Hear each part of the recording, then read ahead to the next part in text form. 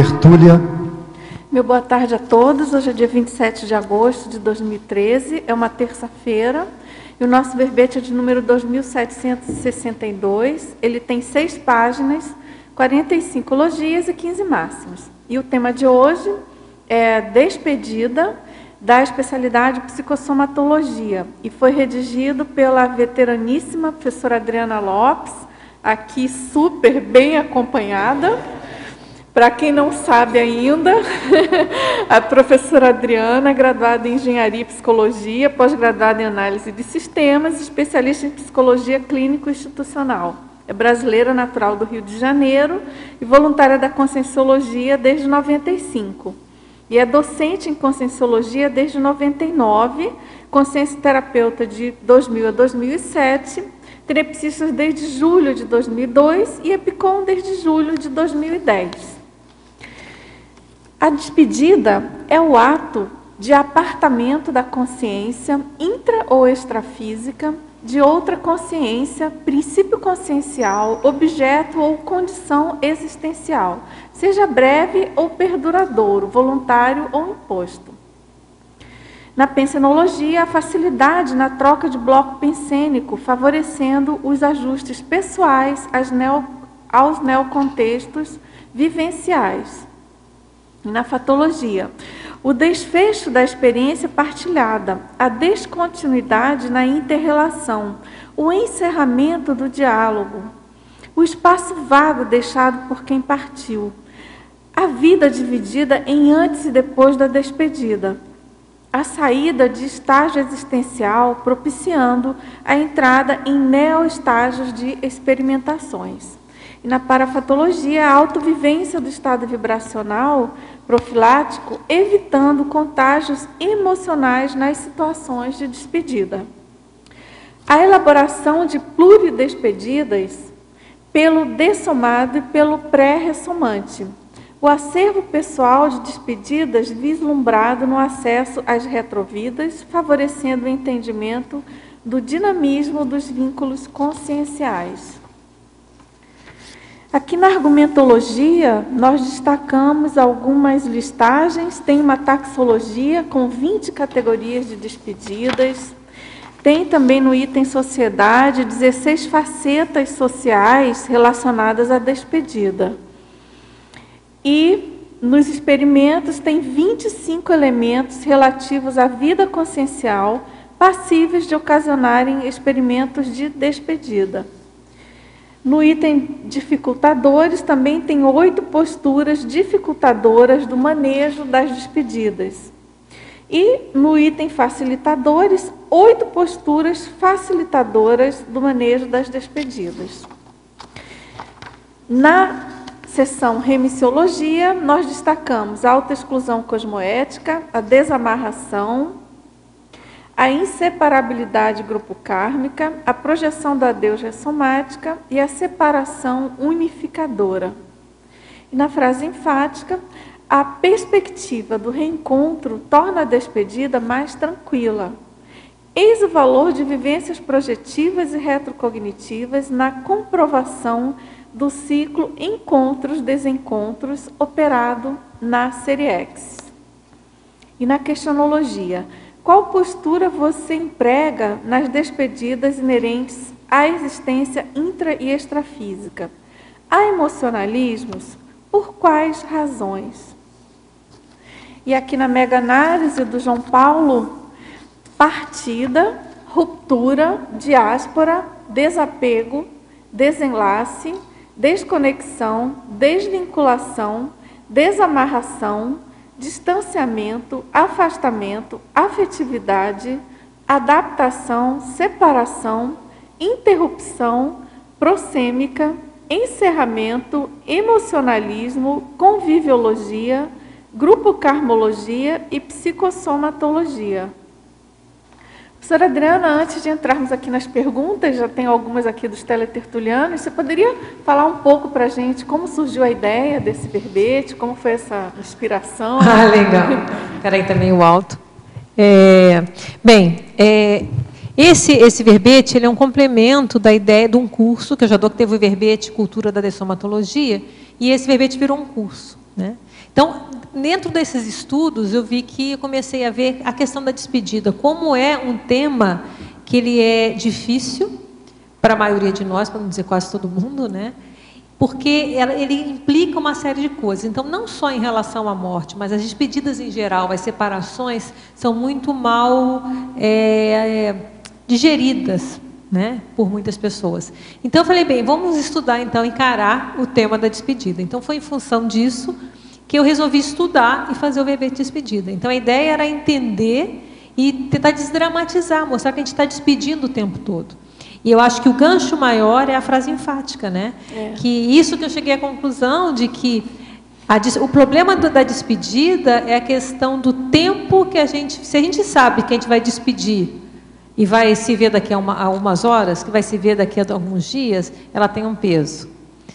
Quando a gente vai despedir e vai ver que a gente vai ver daqui a 3 meses, já tem outro peso. Daqui a anos tem outro peso. E numa questão da morte, então, que a gente vai, sei lá quando que a gente vai encontrar de novo, o peso é maior. Então, aí eu vejo que, aí o que eu entendo, né? Que no momento que a gente tenha mais experiências retrocognitivas e o nosso parapsiquismo seja melhor, a gente vai começando a ver que a vida é isso, né? A gente encontra a despedida, a gente está o tempo todo se despedindo e reencontrando, vai começar a ficar mais fácil a gente lidar com isso. Então, esse é o mote principal do verbete e que foi em função das reflexões da própria questão da cultura, do verbete, depois do curso e tal. Da cultura da dessomatologia. E da cultura da somatologia. E é interessante esse tema que você falar, né? Porque já me perguntaram de tudo. Perguntaram se era o último verbete. Depois me perguntaram se... aqueles cheio de careta, né? Despedida... que tema! Então, isso só reforça a dificuldade que há na questão da despedida. E que é uma coisa que a gente faz o tempo todo. Essa é a questão que eu estou querendo escrever aqui, para a gente raciocinar todo mundo e refletir sobre isso. Porque provavelmente, então, pelo que você colocou, esse preconceito, vamos dizer assim, com as despedidas, esse apriorismo de ser alguma coisa, está muito uma coisa negativa, doída, e está, então, diretamente relacionada a esse conceito corriqueiro da morte, da dessoma. Eu vejo com a morte, a separação definitiva. O desapego, assim. A própria separação de casal é um drama. Né? Então a pessoa está ali, está viva, ou então, às vezes, um filho que vai viajar e vai ficar 3 anos fora fazendo um doutorado. Tem pais que é um drama terrível. Então, é a separação, é aquela coisa de que, como eu não vou ver mais, eu não estou vendo todo dia. Então, é um apego muito forte. E a gente despede o tempo todo, de objetos, de coisas, então, é isso. Do próprio dia, né? Do próprio dia que eu coloco, né? Toda noite, a gente despede, nem que seja o parceiro, na mesma cama, né? Mas boa noite, até. A gente está despedido, cada um vai lá, se não for projetar junto, vai cada um para um canto, né?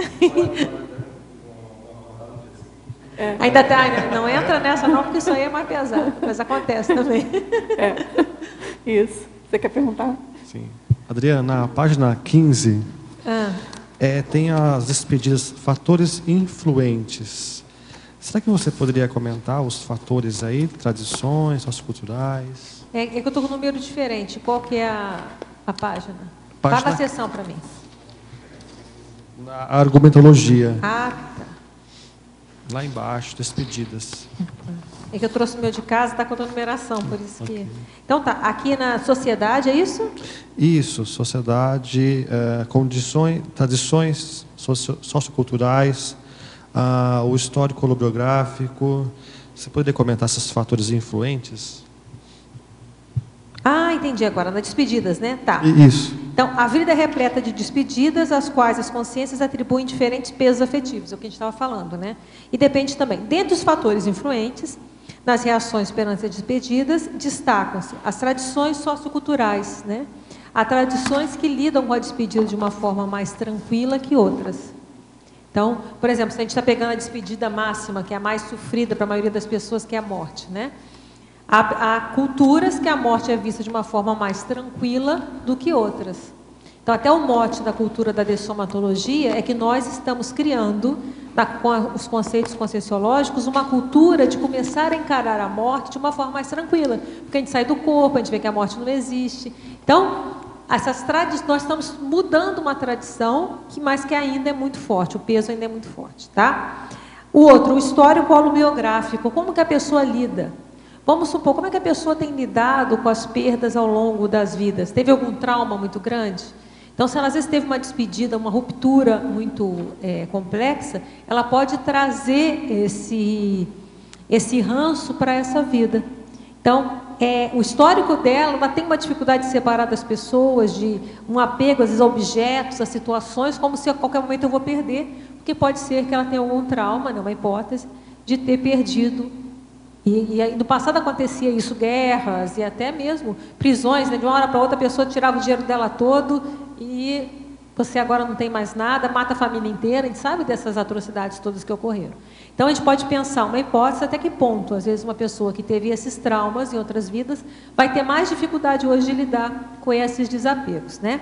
Uma outra situação, características da personalidade. Eu estava conversando com uma colega agora no almoço e ela estava justamente dizendo que ela nunca teve, ela não tem muito problema com despedida, de separar de locais, ela sempre mudou muito, viajou muito. Ela teve uma correlação com a alma cigana, talvez, que ela tivesse. Então, ela não tem esse apego tanto assim. Se tem que viajar amanhã, eu vou mudar agora, tenho que trabalhar na China, ela vai tranquila. Então, tem uma coisa da personalidade também. A pessoa construiu de alguma forma e entra, até como a gente falou da cultura, né? O próprio cigano, né? O cigano tem uma cultura de ir mudando. Então, ele não vai se apegar, por exemplo, pode se apegar a pessoas, mas não vai estar tão apegado a objetos, a casas. Né? Então, por exemplo, tem pessoas que se apegam à casa, o ambiente, aquela casa, e vive a vida inteira ali e não larga aquela casa, por exemplo. Tá? Joias, objetos, né? Esses morrem e ficam lá presos na joia ainda, o que complica. Tá? O nível de maturidade evolutiva, aí já entra o nosso processo aqui que a gente está querendo trabalhar. Né? No momento que a gente vai trabalhando, a gente vai entendendo que a vida é encontro e desencontros, que a gente não tem nada, a gente não possui nada, a gente está nessa vida temporariamente, a gente vai também começando a entender e a lidar melhor com essas despedidas, tá? E, por último, aí entra aquilo que eu tinha falado com a Dulce, né? O teor do prognóstico aventado sobre a duração do afastamento e o saldo de prejuízos com a mudança decorrente. Então, muitas vezes também a gente tem medo da despedida, porque na hora que a gente está despedindo de um contexto, por exemplo, resolveu pedir demissão de um emprego. Tem pessoas que ficam no mesmo emprego a vida inteira reclamando e sofrendo, mas não tem coragem, às vezes, de abrir mão daquilo, né, para ir para o novo. E, então, o que a gente está querendo dizer? Então, às vezes, o prognóstico dos prejuízos que eu possa ter, às vezes, de despedir de algum ambiente, de algum contexto, de alguma tarefa, também eu acho que pesa na hora da despedida. Se você vê que não, eu não consigo viver sem isso, já é um dramalhão, porque a gente vai morrer, né? As pessoas vão morrer, nada é... A gente coloca o mito de tudo ser para sempre. A gente estudando e vendo, experimentando, a gente vê que nada é para sempre. A vida é movimento. Então, a tendência, às vezes, de se apegar às coisas com muito afinco, obviamente, a gente tem que ter um apego cosmoético, não um desapego total, mas aquele apego excessivo, a gente está indo contra o fluxo das coisas. As coisas andam, o fluxo anda, a evolução anda. A gente muda. Nós não somos os mesmos que somos há 10 anos atrás. Até tem um filme interessante que eu vi um dia desse, Para Sempre. Tem até na internet, quem quiser olhar. Eu vi o final, aí depois eu falei, eu vou ver o filme inteiro que eu achei interessante. O que eu mostro que eu achei interessante no filme? É uma história, baseada numa história real, de uma mulher, você deve ter ouvido falar, que ela perdeu a memória. Ela sofreu um acidente, ela perdeu a memória dos últimos 5 anos, eu acho. Então, ela não lembrava do marido mais, o marido dela não existia. E acabou que o marido a reconquistou e ela acabou casando com o marido de novo. Mas o interessante desse filme que me chamou a atenção foi o seguinte, não é nem a questão do romance, que é real, mas é que ela voltou a ter gostos diferentes. Há 5 anos atrás, ela tinha outra maneira de vestir, ela não conseguia usar as roupas que ela usava. Ela tinha que usar as roupas de 5 anos atrás. O modo de vida era totalmente estranho para ela. Ela queria viver daquela outra forma. Então, ela já não era mais a mesma. Mas a memória dela deu aquele problema. E no final ela vai voltando. É interessante no filme, não sei se isso também tem correlação com a história real. Ela vai voltando a fazer tudo aquilo que ela fez e ela volta a ser aquilo que ela era. Porque, naturalmente, as recins foram feitas novamente.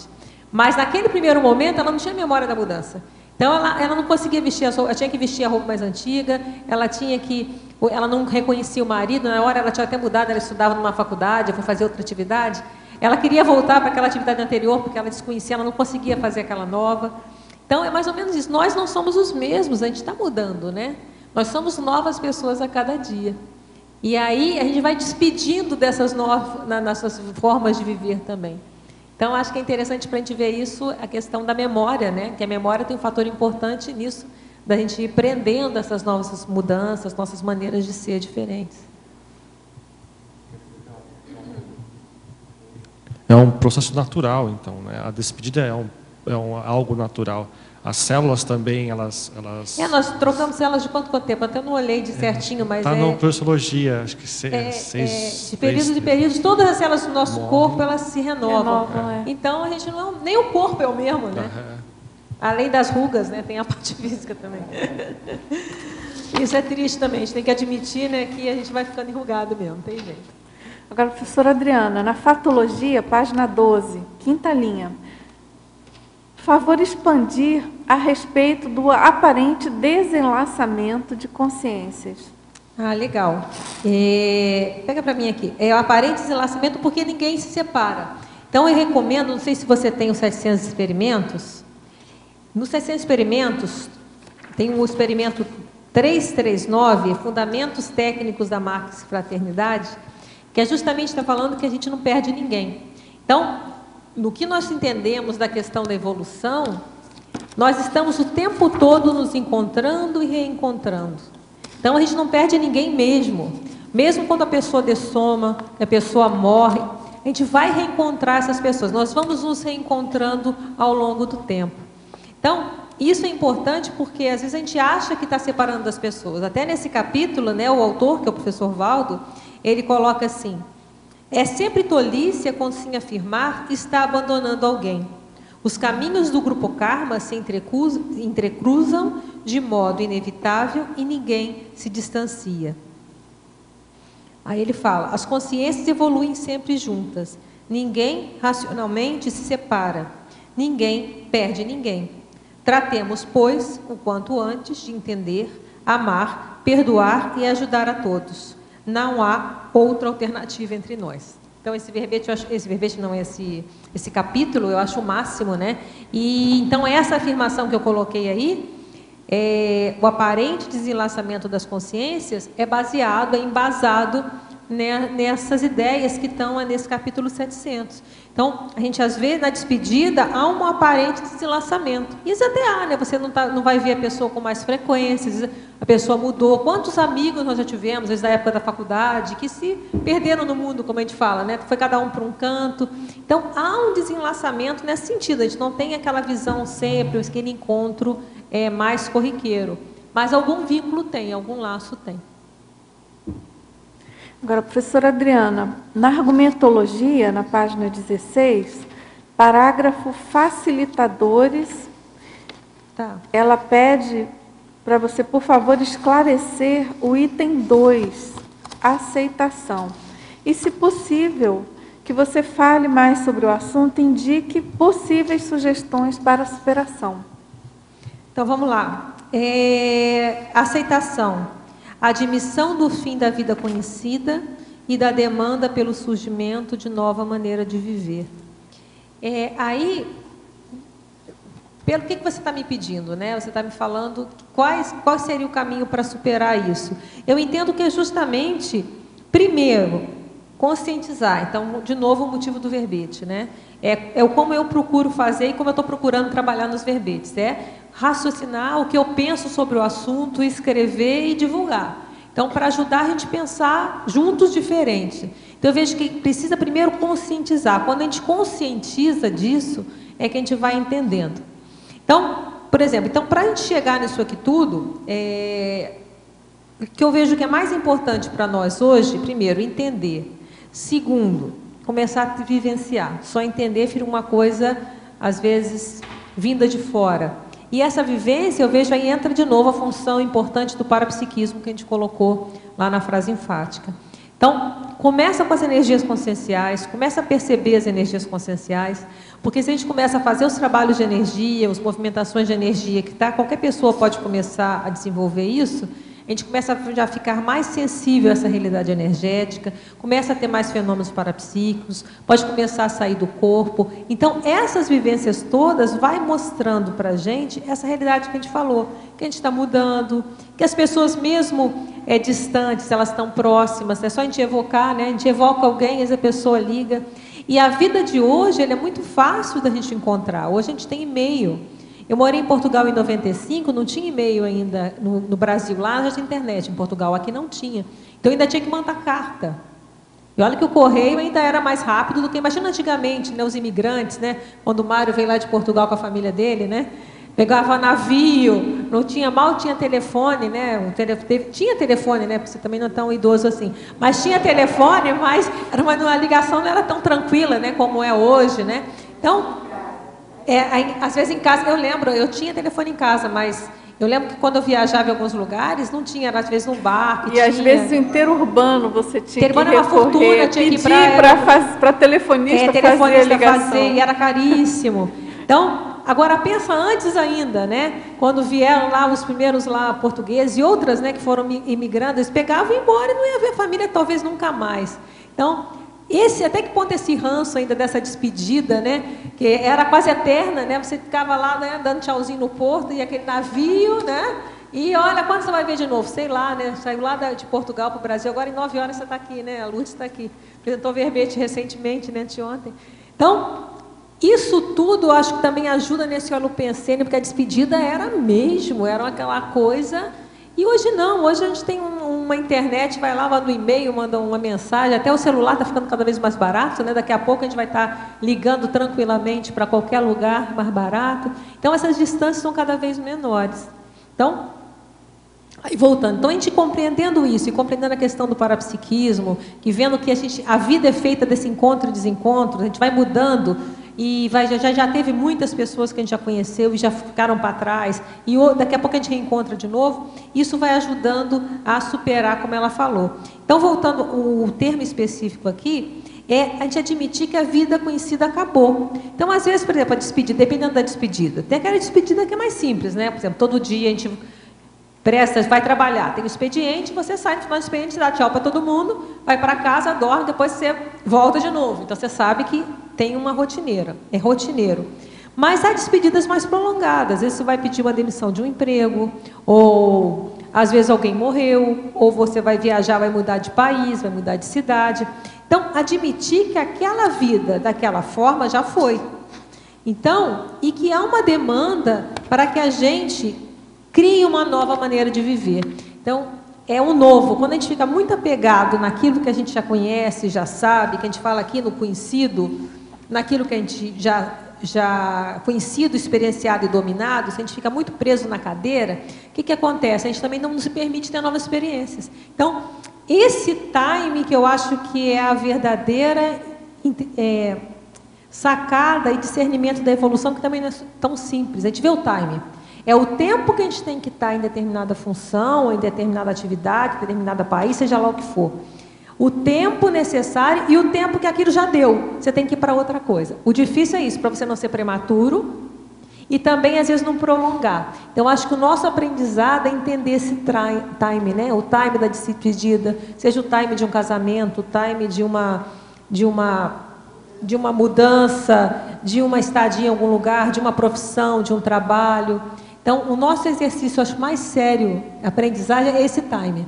Que eu acho que eu estou tentando estudar e depurar isso, mas nem sempre é simples, né? A hora que é para sair, a hora que é para ficar, isso é difícil para todo mundo, eu acho. Então, a despedida, há o tempo da despedida, e eu imagino que existe um time ideal, mas nem sempre a gente está lúcido para esse time. Às vezes a gente sai antes ou deixa passar demais. Então, isso eu acho que em tudo na vida. E até na morte, né? Vai chegar uma hora que a gente vai embora, né? E esse time, qual vai ser? Será que a gente vai ficar agarrado nesse corpo aqui demais? A gente vai saber que está na hora de ir embora ou não? Vamos ver como é que a gente vai saber lidar com isso, né? Como é que a gente vai sair dessa vida? A gente é uma incógnita para todo mundo aqui, né? Como é que vai ser os nossos... A gente vai rápido? Vai ser uma despedida? Uma morte súbita ou a gente vai ser uma morte mais lenta, que a gente vai ir resolvendo? Vamos pensar como é que vai ser. Então, esse time, eu acho que é o grande desafio, a gente saber esse time de tudo na vida. E não é simples, não. Porque aí entra o famoso discernimento. É o discernimento, aí entra a questão, o apego cosmoético, mas também o desapego cosmoético. Qual é a hora, né? A gente vê que pessoas que têm essa facilidade, muda, né? Rápido. Então, mas tem um time. Como a gente vê esse time? Acho que esse é o grande... Bem difícil. Né? A gente tem que aprender isso. Passar do ponto, né? É saber a hora, né? Como é que é o tempo de cada atividade, o tempo de cada função, o tempo de cada até de relação mesmo, né? Da relação que a gente está tendo. Como é que é isso? Tem que pensar.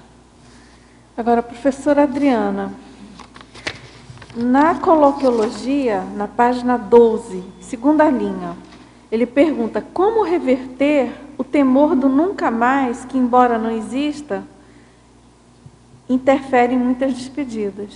Eu acho que é isso aí que eu vejo que é a questão do parapsiquismo, que esse nunca mais, não existe nunca mais, porque até uma função a gente pode retomar depois. Vamos supor que a gente acaba retomando, né? Às vezes uma profissão que você deixou para trás. Às vezes você vai fazer uma outra atividade, daqui a pouco você tem correlação com aquilo que você aprendeu, que você lidou. Então, o temor do nunca mais, eu acho que ele está por trás desse drama nosso. Aí tem a ver com a questão da gente não ver que existe outra vida, então as pessoas às vezes não têm essa vivência. Então, às vezes ela pensava que ela nunca mais morreu, acabou. Ou a questão de que um certo pensamento tudo ou nada, né? Ou é isso ou é aquilo, e então acabou, não vou ter nunca mais isso. Não, as coisas mudam, o mundo gira, como falam, né? O mundo gira, as coisas se reciclam e as coisas vão tomando, às vezes vai até a espiral evolutiva, né? Esse conceito. Às vezes volta, mas volta, o ideal é que volte um nível acima. Aí você vai e volta um nível acima e sobe um nível acima. Então, acho que isso que é o interessante na questão do temor do nunca mais. Eu acho que é refletindo, sabe? Refletindo e tendo as experiências energéticas, porque a gente vai ver isso na prática, não é porque a gente está falando. Você vai ver isso na prática, essa questão da continuidade, que as pessoas estão ligadas energeticamente, independente de tempo, espaço, de tudo. Agora, no geral, as despedidas são mais tristes do que alegres, não é? Como você, que você pesquisou sobre isso? Depende do tipo de despedida, né? Você acha que depende realmente? Eu acho porque tem um peso. Até já comentei aqui, quando eu estava fazendo o verbete de despedida, no último verbete que eu apresentei, eu comentei, né? O holopensene, ele é um holopensene pesado. Como eu falei, a questão da reação de muitas pessoas, quando fala despedida, a pessoa, opa!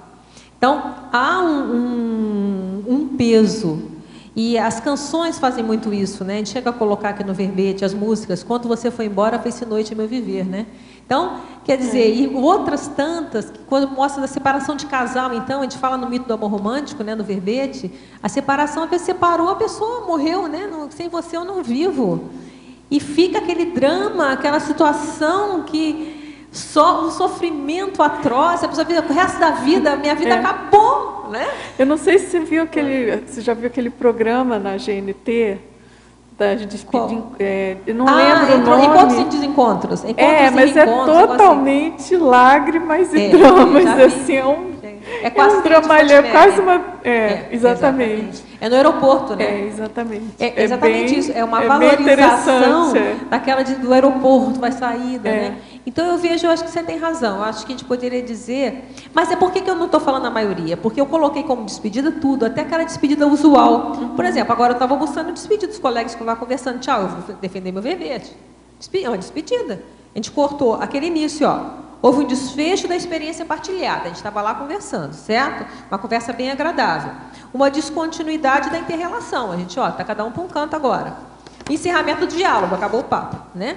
Desaparecimento do contato visual e auditivo. Foi cada um para um lado.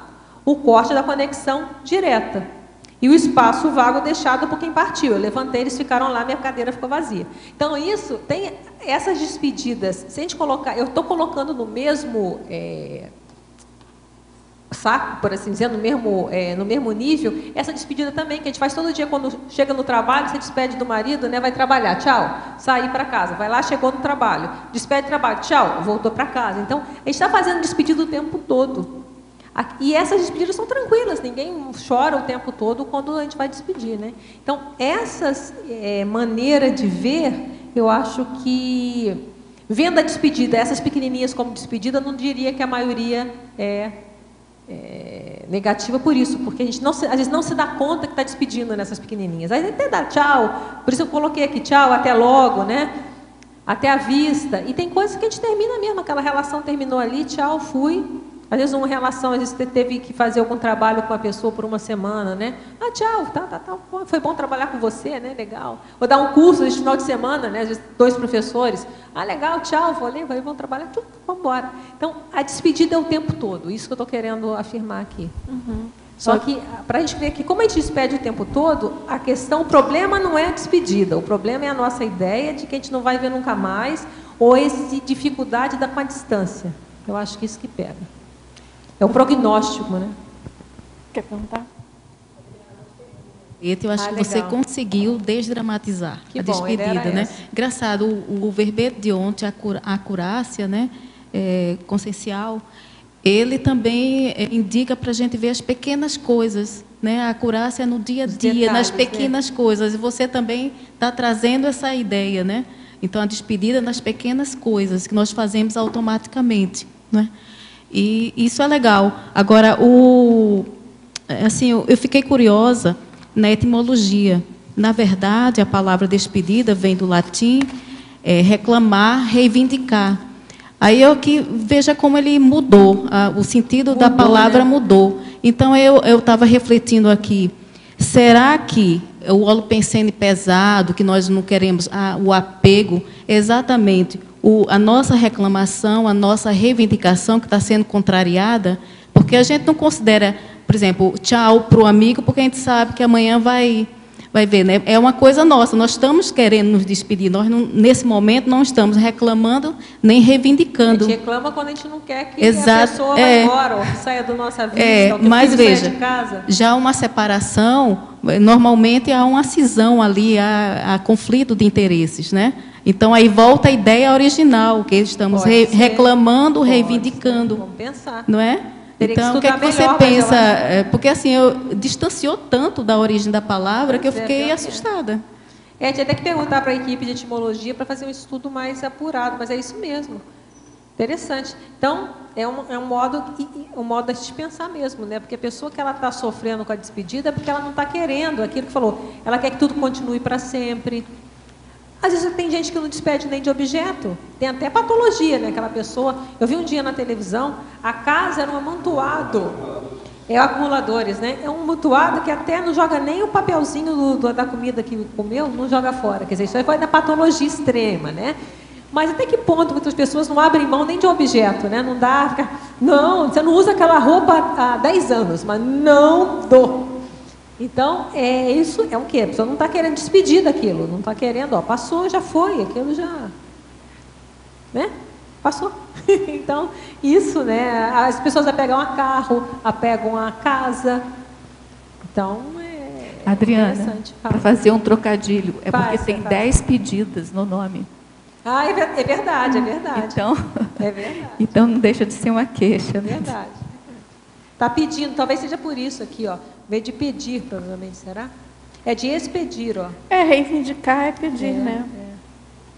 Adriana, e curioso, e Dulce também, estava pensando sobre essa questão da despedida diária, normal, a ser importante. Eu lembro-me no meu mestrado, que era sobre as aspirações escolares dos alunos e a relação das aspirações escolares dos alunos com a relação com os pais e com os professores.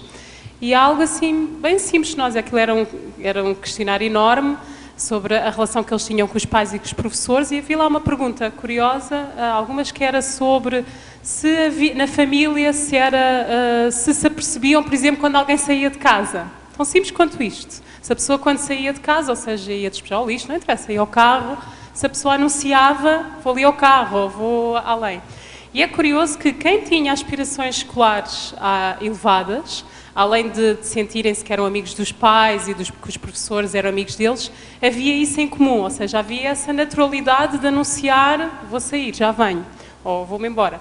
Nos que não tinham baixas aspirações escolares, eles sentiam-se muito distantes dos pais e dos professores, e havia algo tão simples quanto em casa não se apercebiam quando alguém entrava e quando saíam de casa. Ou seja, quando um familiar entrava em casa não dizia nada a ninguém, entrava, fazia o que tinha a fazer e pronto. Quando saía a mesma coisa.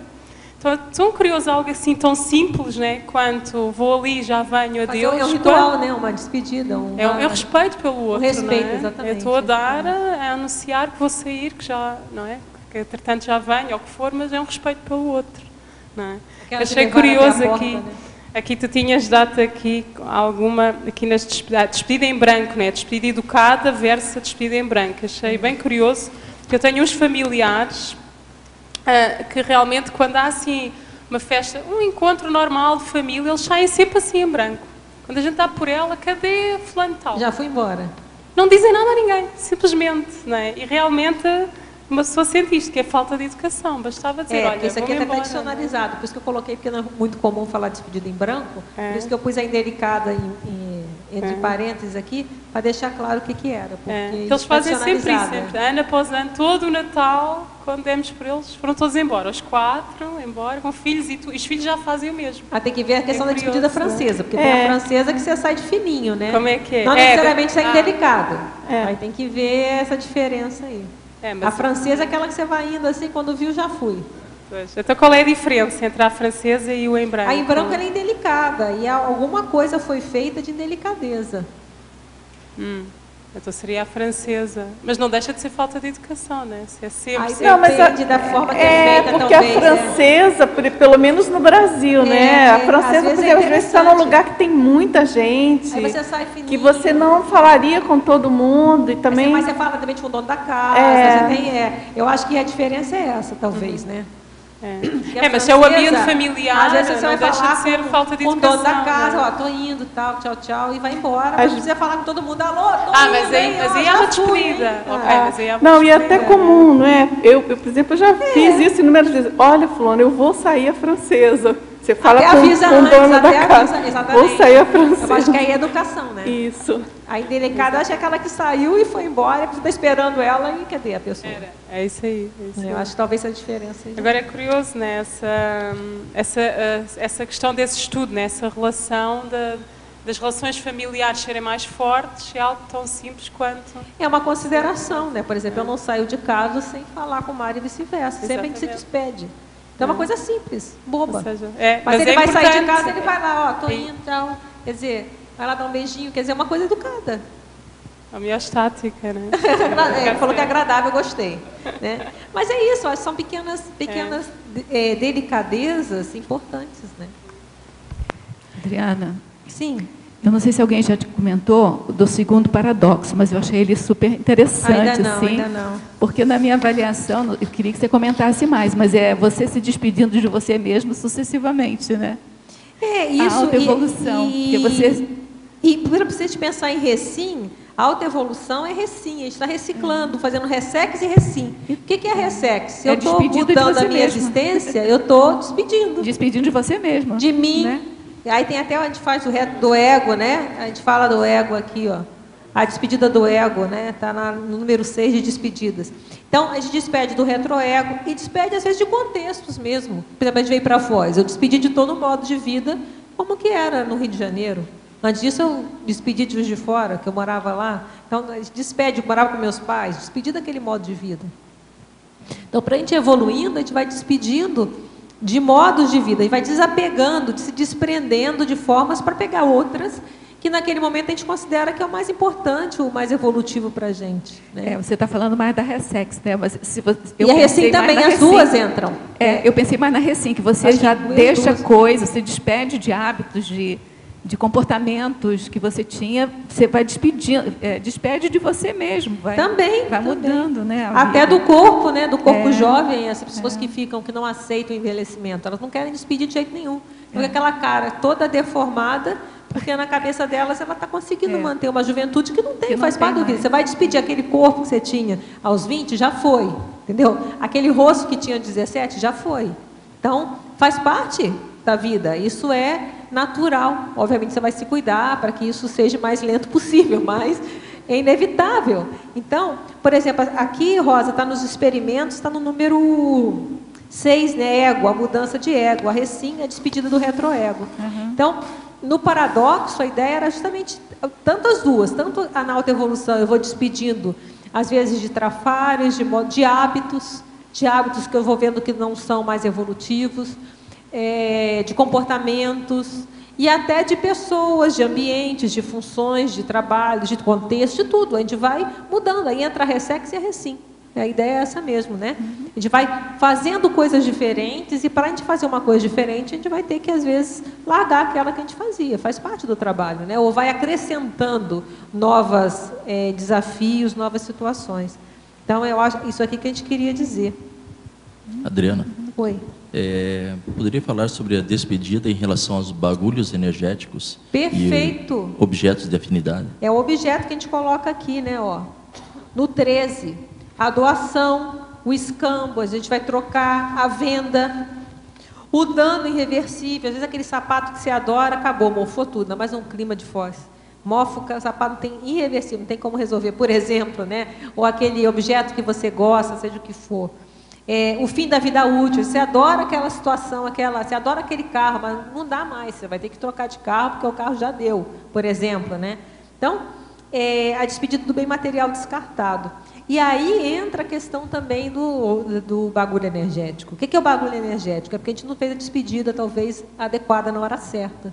Então, o que é o bagulho energético? É algum elemento que está com uma energia, às vezes, patológica, às vezes de uma coisa que ele foi boa para a gente em alguma época, mas que agora não é mais. Então, vamos supor, a gente frequentava determinada, seja o que for lá, algum grupo, uma religião, por exemplo. A gente tinha todos os objetos de lá. A gente passou, mudou, o nosso holopensene é outro, mas a gente mantém aquilo dentro de casa, às vezes. Então, aquela energia ali, puxa por um passado que a gente não existe mais, a gente já mudou. Então, aí já virou um bagulho energético. Então, o bagulho energético, além de ter aquela, quer dizer, outra coisa, o que torna um bagulho energético? A gente comentou o negócio da joia aqui há pouco tempo, né? Então, a pessoa não abre mão da joia. Então, tem aquele... isso até tem casos relatados em livros, tem um livro Psicometria, que até ele... Qual é o nome do autor daquele livro, Mário? Não estou lembrando agora, né? Bem, não importa. Depois, o Bozano, é o Bozano mesmo aqui? Não sei se bem. Tem um desses livros, agora não estou lembrando o autor, que justamente fala esse relato, né? Foi fazer a psicometria, então é de uma joia. E aí ele percebeu, em vez de perceber a dona atual da joia, a pessoa descreveu a dona anterior, que ela que colocou a energia. Então vamos supor, se essa pessoa fosse muito apegada, se ela estivesse lá, no caso não fala disso, vamos supor, vira um fantasminha da joia, porque ela não abre mão daquele objeto, então que está com tanta energia de apego, às vezes a consciência está ali, não abre mão da joia. Então aqui não é um bagulho energético, porque tem uma consciência ainda de brinde ali, né? Que toda vez que você usar aquilo, ela não vai gostar. Então, por exemplo, é um bagulho energético. Então, a consciência, nesse caso, não fez a despedida, não abriu mão do objeto, e é totalmente irracional, ela já não vai usar mais, aqui não. Ela está em outra. Pode até plasmar se quiser o objeto, né? Porque lá pode tudo no extrafísico, né? Mas então esse exemplo, você tem essa correlação é importante, sim. O bagulho energético, ele muitas vezes é fruto de uma despedida mal feita. Não necessariamente sempre, né?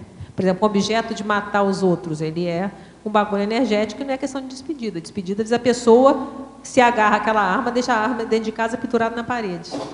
Eu vi um dia uma série que mostrou um castelo da Escócia. Terrível. A decoração era toda de espingardas, assim, parecia um sol, só de espingardas, assim. E tinha outro local que era várias lanças. Era impressionante, era a decoração era o castelo é lindo, mas é toda bélica. Imagina aquilo ali com uma energia daquilo lá dentro. Porque aquilo ali, ainda mais se foi usado. Se não foi usado, já tem uma energia, porque o objeto foi feito para matar alguém. Então já tem uma energia negativa. Se matou, então, às vezes tem uma vítima lá muito chateada, pertinho da arma ali. Então, é isso aí. Não houve a despedida daquele objeto, não se abriu mão. Obrigado. Adriana. Sim? Por favor, aqui na página 13, na efeitologia, no final da segunda linha, os efeitos da irreflexão na perpetuação da autoconvicção irracional sobre as despedidas. Você pode desenvolver, por favor? Sim, é porque se a gente não pensa sobre isso, a gente continua com essa autoconvicção irracional quanto à despedida. Como eu coloquei no início, a reação, às vezes, com o termo despedida é muito negativo. É como se as pessoas não querem ouvir falar de despedida. Isso dá um incômodo, isso incomoda. Então, porque ninguém parou para pensar. E o que é o meu trabalho que eu tentei fazer? Parar para pensar na despedida. Para ver o que acontecia comigo, qual era o sentimento que vinha, e fazendo uma pesquisa mesmo e tentando escrever o que estava acontecendo, né? Então, essas convicções, por exemplo, a questão da despedida sempre está relacionada com dor e sofrimento. Às vezes, a pessoa pega um luto perpetuado, então a despedida, por exemplo, tem até o verbete maternidade lacrimogênica, né, que fala daquelas mães que perderam o filho e choram a vida inteira por aquela perda. Então, já é uma convicção irracional da despedida, que eu tenho que sofrer, quer dizer, eu não poderia ter tido essa perda, essa despedida foi demais para a minha vida acabou. Então, essas convicções irracionais, que podem estar vindo, às vezes, de várias vidas, ou até dessa vida mesmo, se a gente não para pensar e entender essas situações, a gente vai continuar perpetuando isso, perpetuando esse holopensene, que é um holopensene culturalmente disseminado, da questão da despedida, desse sofrimento, dessa dor, que sempre despedir é uma coisa ruim, é uma coisa que traz muito sofrimento, que é o desapego, né? A dificuldade que nós temos, às vezes, de desapegar de pessoas, objetos, de tudo, né? Tá ok, muito obrigada. E é curioso, é o paradoxo de desapego material versus o desapego de ideias, que esse até é o mais difícil, o desapego das ideias. Perfeito, se despedir de ideias. Isso aqui eu acho que eu não coloquei, mas caberia, viu? É porque eu lembro-me, curiosamente, uns amigos meus que começaram-se a desapegar tudo o que era matéria, então lá praticamente em casa não têm nada, mas aquilo, eu tinha a sensação que eles eram apegados, até que por acaso fui fazer alguns outros cursos de desenvolvimento pessoal, e então o desafio era que o maior desapego de todos é realmente as ideias. Então não adianta nós não termos quase, por exemplo, bens materiais e tal, mas, por exemplo, eu só como aquela comida. As minhas ideias é que estão certas e os outros estão todos errados. Então a pessoa apegou-se à ideia, que ainda é pior, porque quando somar, o que é que nós levamos? As ideias. Muito bom. É a questão da autoconvicção, né? A gente tem aquela autoconvicção, às vezes, equivocada, e a gente mantém aquela convicção, aí entra a dogmática. O que é o dogma? O dogma é uma ideia que a gente não abre mão. Exatamente. Às vezes um mito que a gente não abre mão. Então, são irracionalidades que a gente se apega e não quer. E justamente para a gente chegar no novo, a gente tem que, às vezes, vai ter que desconstruir ou vai ter que abrir mão dessa ideia antiga. Né? Nem sempre a gente consegue... vai ser um crescendo, né? Essa ideia vai ser uma continuidade da nossa antiga. Às vezes aquela antiga vai ter que ir para o espaço, dependendo do tema, né? Então, é importante isso aí. A despedida de ideia também é interessante. Acho que caberia o número 26 aqui. O desapego da ideia. Eu lembro-me lá do... Nesse curso que eu fiz dou muito valor às pessoas com experiência de vida, né? Então uma amiga minha lá, já com 50 e tal anos, ela disse, sim, porque isto do caminho do desenvolvimento espiritual é cheio de armadilhas. É o quê? Armadilhas. Cheio de armadilhas. Porque a pessoa, agora encontrei o lugar certo, o sítio certo, onde já não preciso pensar em mais nada, aqui é que está tudo o que eu preciso para evoluir, não é? Então, mas está, naquele momento. Não, mas naquele momento. É a questão do time que eu falei. Exatamente. Isso que eu acho que a gente tem que aprender. Existe o time do apego correto. Não, naquele momento, naquela hora, está tudo ok. Mas o tempo passa. Exatamente. Se a gente às vezes fica muito estacionado aqui, já passou. E aí isso aqui começa a não ficar tão bom mais. Muito bem visto. E às vezes a gente se apega naquilo, não, mas Então, eu acho que é o que eu falei da dificuldade do time. Naquele momento é aquela pessoa certa, no momento certo, no lugar certo. Mas amanhã pode ser diferente, depois da manhã pode ser diferente. Aí as coisas vão mudando, aí são dinâmicas. E aí saber a hora, o time de que não, agora já tem que fazer outra coisa, já é outra coisa, já a situação é outra. Agora não, agora eu vou me mudar para Foz, agora eu vou me mudar para sei lá para onde. Então, isso que eu vejo que é a grande desafio. É a gente conseguir estar sempre no momento certo, na hora certa, fazendo aquela coisa. Não, sabe assim, saber despedir na hora certa, e aí agora a coisa nova, e aí, sabe, seguindo assim. Eu acho que esse que é a hora não, agora é a hora de eu morrer mesmo, então fui, tchau, valeu, foi bom. Então, eu acho que a maturidade vai dando isso para a gente, até para a gente saber se poder ter essa maturidade, da gente decidir a própria hora da própria morte, né? Eu acho que isso vai ser bem lá na frente, né? Mais próximo do serenismo, pelo que eu entendo, se não é no serenismo. Daí dizer, não, agora então está na hora, é isso mesmo. Então agora eu já fiz o que tinha que fazer aqui nessa vida, então vamos embora, agora o trabalho é outro. Então isso vai depender, tem que ter muita maturidade para isso não ser um suicídio, sim uma questão natural ali, de um autocídio natural, né? cosmoético, mas isso aí tem que ter muita maturidade, sei lá, como a gente falou, provavelmente é lá no serenismo que a gente vai ter essa lucidez. Mas esse é o ápice, né? É o máximo. Até a hora que o serenão, então, pensa bem, que ele vai despedir, olha que despedida, hein? Vai despedir de ter um corpo, você nunca mais vai ter um corpo, você vai virar com sex livre, acabou, você não vai ter mais mão, foi. Não vou ter mais nariz.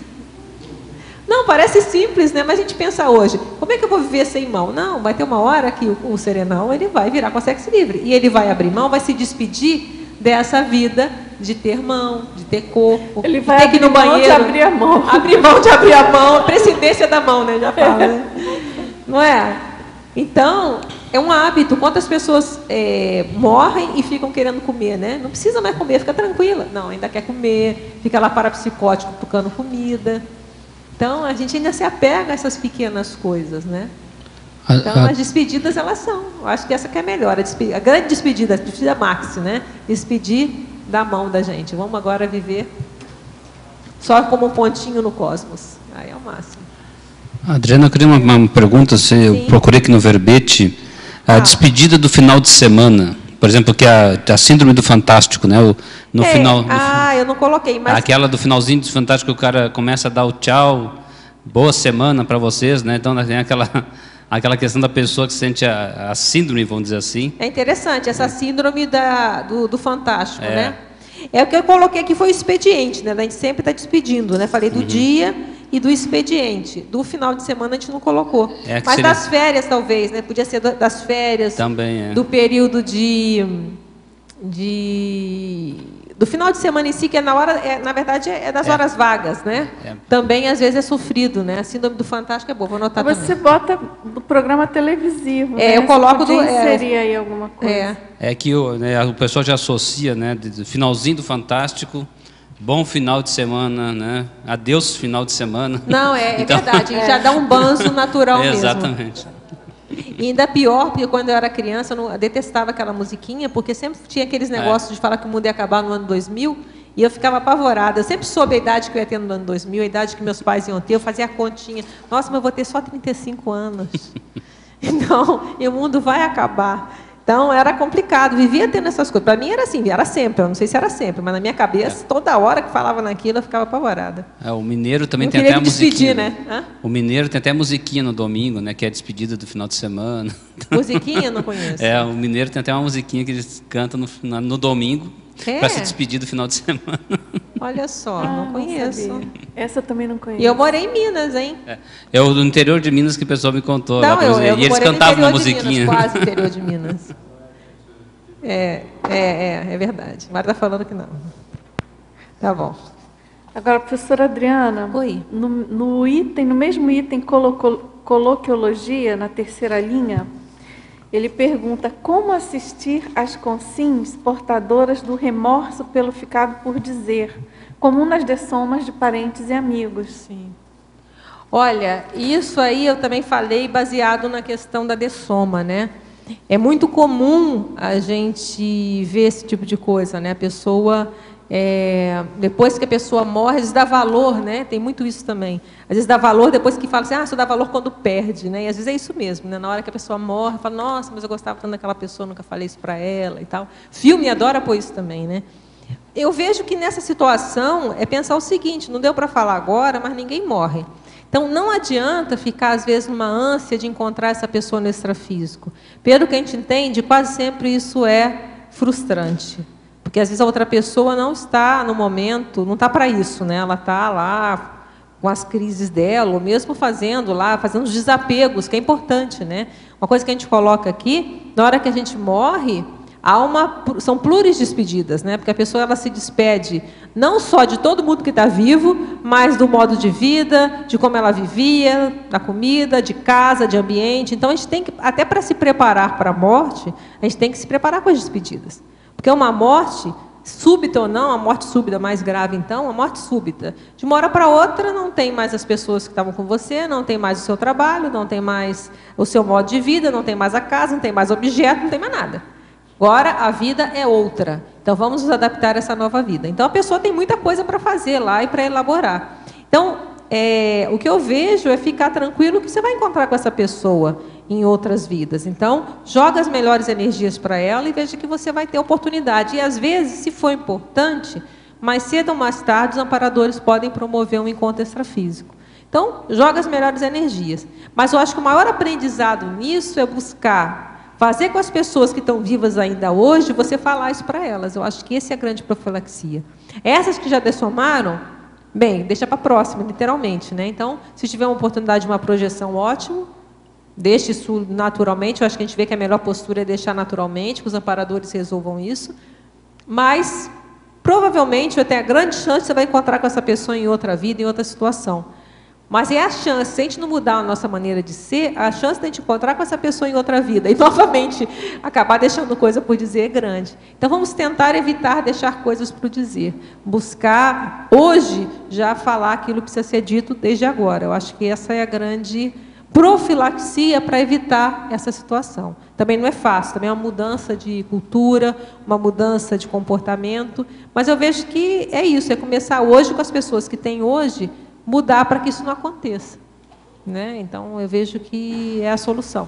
Adriana, agora, Adriana, fala. Sabe, só um minutinho, só dentro disso que você está falando, você sabe que eu já percebi, que eu já tive boas experiências, pelo menos com os 3 parentes que já dessomaram, que eu tomei iniciativa em algum momento que eu percebi que eles estavam não próximos de dessomar, mas já com uma idade de tocar no assunto da imortalidade. E ver se rola, né? Que eu acho que já numa fase mais adulta, assim, mais do meio para o final, vamos dizer assim, parece que a pessoa já tem fica mais aberta, já tem um mecanismo mais de aceitação dessa possibilidade. Então, acho que é uma técnica interessante de você, a partir daquele momento, você inserir uma tentativa de abordagem de um novo paradigma que não o religioso convencional, né, da vida eterna, e isso pode ajudar nesses possíveis remorsos. Pelo menos você dá uma dica. A pessoa enquanto está aqui ainda, né? E você dá uma dica macro para a pessoa, né? Assim, alguma coisa que vai ajudar do lado de lá. Eu acho interessante o rapport, sabe? Porque aí provavelmente, mesmo que você não tenha lucidez, a chance de, se a pessoa precisar, um amparador te levar lá para falar com ela é enorme, porque já foi feito o rapport. Pode ajudar, Já foi feito o rapport dessas questões, saber que você estuda isso. Então, eu acho isso interessante. Que é bem comum, né? Isso que você colocou aqui. É muito comum. E eu acho que tem um nível que a gente vai sempre, né? Porque se a pessoa morreu amanhã, é muito difícil a gente falar tudo o tempo todo, mas quanto mais a gente buscar falar, é melhor. E aí entra a questão da omissão, né? Da omissão deficitária e a superavitária. Então, eu acho que em relação a isso que você está falando, em relação, por exemplo, ao que a gente estuda, isso é um fio da meada complicado mesmo. Até quando falar, até quando não falar. Mas a pessoa mais aberta, eu acho que o mais sério é saber que você mexe com isso. Porque aí ela sabe que pode te procurar. Estou aqui disponível, né? Intro, extrafísico, nós estamos aí no pedaço. Eu acho mais sério, né? Mas esse negócio, eu já vi essas situações, sim. Eu gostava de fazer algumas partilhas de casuísticas nesse sentido, porque meu pai dessomou quando eu tinha 17 anos e a minha mãe quando eu tinha 28. Quando meu pai dessomou, eu não tinha qualquer noção de espiritualidade. Quando a minha mãe dessomou, quando eu tinha 28, eu já tinha, e foi um cancro. Pronto, nós falámos antes e tudo mais. Apesar que mesmo assim não falei com tanta profundidade do como falaria hoje. Mas, por exemplo, lembro-me aqui, quando eu vim cá, uma das vezes, de alguém me ter contado, eu nunca me esqueci dessa história, que foi a mãe dela, que soube de alguém que estava para morrer no hospital, e era tipo uma vizinha, nem era alguém assim muito próximo, né? E então foi lá e fez a TARES completa. A pessoa nem sequer era da Conscienciologia, nem nada. Foi lá e explicou tudo. Deu-lhe uma aula sobre o que é que acontece, como é que é de soma e tal. E a pessoa ficou muito ofendida, mandou-a sair, mandou mesmo, acho, a enfermeira tudo mandá-la ir embora, e ficou mesmo ofendida. E aí a pessoa ficou, fiz errado, né? Não devia ter sido tão frontal a explicar tanto. 2 anos ou 3 depois... pronto, entretanto a pessoa morreu, e 2 anos ou 3 depois a pessoa apareceu-lhe no extrafísico a agradecer porque foi exatamente aquela impactoterapia que ela lhe fez lá no hospital, apesar dela mandou a sair, mas ficou a pensar, né? Que a fez no extrafísico ela ter lucidez, ela a perceber-se, porque aquilo ela estava mesmo realmente, aquelas pessoas que entram mesmo na coitada de mim, que vão morrer e agora, estava mesmo nesse processo, né? Então foi aquela impactoterapia que ela fez no hospital que fez ela despertar no extrafísico, e no sentido de, eu peço desculpa por ter-te no hospital, ter-te mandado embora, vale a pena, continua.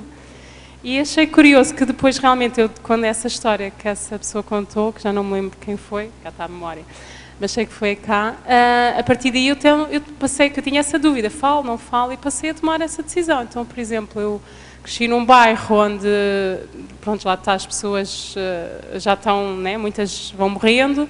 Quando eu sei que a pessoa vai lá está de idade, e a gente tem aquela doença que a gente já sabe provavelmente o que é que vai acontecer, eu vou falando. A pergunta que eu faço é uma abordagem, o que é que acredita sobre a morte? Não há, e a pessoa fala ali um pouco e tal. E depois eu digo, o que é que eu acredito? Eu não tento convencer nada, eu falo de mim. Não é? O que é que eu acredito? Não é? Aqui não é? E então, pronto, vou falando e tal, e é bem curioso. E também decidi nos funerais, quando há funeral eu vou, sempre posso, vou, e aí faço o oposto, né? O que é que, estamos ali todos, há ali o morto, né? O que é que ele acreditava sobre a morte? Quer dizer, estamos ali, num velório e não vamos falar sobre a morte? Como é que é possível? Era, né? Muito precoce, mas isso acontece, né? Acontece. Estamos ali, todos ali a fazer o velório e ninguém fala na morte. Então eu faço-me de parva, e pergunto, o que é que ele acreditava sobre a morte? E às vezes é bem curioso, eu acho que ele acreditava, não sei o quê. Pois lá está, depois eu digo o que eu acredito, né, entre aspas, e é interessante. Eu acho que o que faltou nessa pessoa que você falou antes, faltou tato, né? Por exemplo, se ela, em vez de, a maneira de abordar, a gente tem que respeitar o outro. Então, tudo bem que pode ter sido uma impactoterapia, mas você fazer uma impactoterapia com a pessoa morrendo, por favor, né? Então, tem que ter um jeito de fazer. Então, pode ter funcionado, mas eu acho que o aprendizado é o tato. Mas é a maneira que você faz assim, como você falou, eu penso assim, eu vejo assim, na minha experiência, é muito mais sério do que você falar, é assim. Porque você não dá para você quebrar, às vezes, naquela hora, tudo que a pessoa pensa. Mas se você fala, eu penso assim, eu vejo assim, eu tenho experiência assim, a pessoa vai ficar com a informação e não vai, às vezes, ficar ofendida. Porque lá eu penso diferente. Tudo bem, eu respeito, mas eu penso assim. Então, eu acho que faltou tato, como você já está conseguindo fazer com mais tato. E o mais sério nessas abordagens que eu vejo, aí entra a questão do parapsiquismo, é o amparador. Então, quanto mais a gente desenvolver a energia, desenvolver o parapsiquismo e perceber a presença do amparador, menos a gente vai errar nessa hora. Porque se a gente vê que está com amparo, está ali, está campo, você pode até fazer impactoterapia, mas você sabe que você está respaldado. É diferente. Porque você sabe, não, você está com amparo, aquilo que o professor Valdo fala, o amparador manda falar, vamos falar tudo. Então, isso é que a gente tem que desenvolver. Você vê, você percebe que está amparado, aí vem a inspiração, aí a gente vai saber a dose. Na dúvida, faz como você falou do trato. Eu acho que é isso aí mesmo, com o jeito. A gente nem sabe se a outra pessoa também, às vezes ela viu um amparador, sei lá, né? Mas o que a gente está dizendo é o seguinte, assim, a grosso modo, né? Parece que foi um excesso, mas a gente tem que ver se a pessoa viu um amparador também. Agora, essa técnica é interessante, é uma polaridade extrema em relação às carpideiras, né? É o contrário, É bem interessante. É uma boa, né? Sim. Fazer tares ali sobre o assunto. Faz um trabalho de grupo no funeral. É interessante. Por que eles levantaram o tema morte? Nunca fiz isso, mas é uma dica. E outra coisa que eu percebi, que para quem então está em fim de vida, principalmente os idosos, né, que não têm, por exemplo, eu lembro quando foi a minha mãe, então nós falámos antes, e eu lembro-me que o que ela tinha pena de morrer era não aprender mais, né, porque ela tinha tido pouca escolaridade, e então ela adorou eu ter entrado na Conscienciologia, adorava dizer, mas dá cumprimentos ao senhor das barbas brancas, dizia ela. E então eu às vezes levava algumas conferências, ela não entendia, mas adorava a energia, sentia-se muito bem, confortável lá, mas não percebia bem. Mas então ela percebeu isso, quer dizer, que estava agora numa fase que se tivesse mais saúde ia poder aprender mais, e estava com essa pena. E eu falei dos cursos intermissivos, claro, não disse a palavra curso intermissivo, mas disse depois de morrermos se pode continuar a aprender, que há curso e tal, e isso a despertou muito. E eu percebi então que é uma das coisas que vale a pena dizer, ou seja, qualquer pessoa, a partir disso sempre me ficou, ainda me lembro há 2 anos, foi uma coisa, ligou-me o meu irmão na véspera do Natal, o meu irmão é bombeiro, não é? E como ele não se está lá muito bem com o chefe dos bombeiros, porque ele não concorda com certas posturas de poder, mas não deixa de ser bombeiro, ele é voluntário, bombeiro voluntário. Então ele fica sempre no Natal, ele é que fica a fazer as noites de Natal nos bombeiros, não fica assim, mas ele não se importa. Normalmente fica 24 para 25 no ano. Então ele ligou-me porque tinha ido buscar uma ex-vizinha nossa, estava com aquelas doenças que a pessoa está lúcida, mas não se consegue falar, não consegue mexer, já não lembro qual é que era a doença, mas está lúcida, e ela tinha tido uma profissão assistencial, tinha sido parteira. E então eu decidi, no dia de Natal, ele tinha ido pescá-la, exatamente, lá ao lar, onde ela estava, para ela ir passar o Natal à casa da filha e depois levar, que os bombeiros podem fazer isso, né? Esses transportes. Então eu fui no dia de Natal lá ter com ela. E então ela ficou muito contente, eu vi pelos olhos, e então fui falando, olha, porque era óbvio que ela ia decimar no próximo ano, né? Então falei do que eu acreditava, falei de que ela tinha tido uma profissão que tinha ajudado muita gente, e com isso ela ia provavelmente ter um bom acolhimento. Normalmente as pessoas que ajudam muita gente ao longo da vida, que ela iria ter acolhimento. Eu nunca tinha falado com ela antes, e ela sobre esses assuntos, né? Deixando isto bem claro. E falei da questão de continuar a aprender, e eu percebi, com essa experiência da minha mãe, esta questão que dá para continuar a aprender, eles fazem quase assim, é bem curioso, né? Quando estamos a falar de idosos, em coisas eles ficam assim muito atentos, dá para continuar a aprender. Estou aqui a partilhar algo que é tipo, que chama a atenção.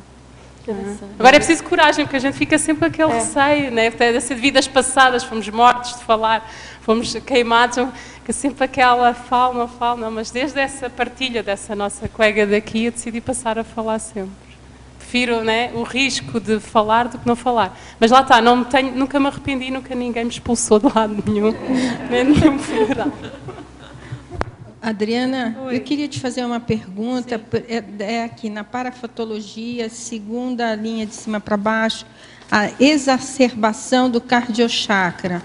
Queria que você falasse um pouquinho mais disso, não sei se é bem no contexto, mas que você explorasse um pouquinho para mim. Olha, o que é a exacerbação do cardiochakra? O cardiochakra é esse chakra aqui do coração, né? Então, tanto é que as pessoas falam, tem um aperto no peito, né? Quando tem algum sofrimento, alguma coisa, a pessoa já sente aqui, ó, um aperto no peito, que não é infarto, é coração, é a questão emocional mesmo, né? Aquilo dói. Então, e às vezes, quando tem um sofrimento maior, parece que tem uma faca aqui dentro mesmo. Às vezes, numa dessoma, alguma despedida mais traumática, né? A pessoa sente mesmo, relata sentir como se tivesse um treco aqui. Então, é o quê? É o cardiochakra, é esse chakra aqui que ele tem uma relação direta com as emoções. Então, às vezes, por exemplo, num ambiente desse, o próprio ambiente, por exemplo, num funeral, o holopensene, a tendência desse holopensene, tirando assim pessoas que sejam muito bem resolvidas, é ser um ambiente que tem uma exacerbação. Então, a gente já entra nesse ambiente, já sente na hora a questão do cardio, que não é seu, você vê que é do próprio ambiente. Então, por quê? A emoção ela está à flor da pele. Então, como a gente fala, então na despedida, essas despedidas que não são bem resolvidas, né, que até a gente coloca no exemplo, né, a entendida e a incompreendida, essas despedidas incompreendidas, às vezes causam muito sofrimento. Então, a pessoa dói, ela sente mesmo, o cardiochakra fica alterado. Há uma alteração nesse chakra em função das emoções e da exacerbação das emoções com o tema. Tá? Agora, professora Adriana, na coloquiologia ainda, na última linha, ele pergunta como podemos melhorar nosso labor pessoal de repaginação da autoexpressão em neocontextos existenciais. Bem, aí entra toda a questão, como a gente já falou, da Recim. A Conscienciologia tem várias técnicas para isso, né? Por quê? Quem está colocando nesse contexto? Porque na hora da despedida, a gente despediu de uma fase, ou de uma pessoa, ou de uma situação. As coisas não vão ser como eram, né? Se houve uma despedida, por exemplo, nem que tenha morrido alguém, a pessoa saiu da casa dos pais, agora vai morar sozinho. Aquela vida que ela conhecia, já foi. Então, ela tinha uma vida de filho ali dentro de casa, com uma certa, às vezes até mordomia, se foi o caso. Agora está morando sozinha. Ou então casou, agora é uma vida de casado. Então, aquela vida anterior já foi, agora é uma vida nova. Então, a maneira de agir, a maneira da gente se expressar mudou.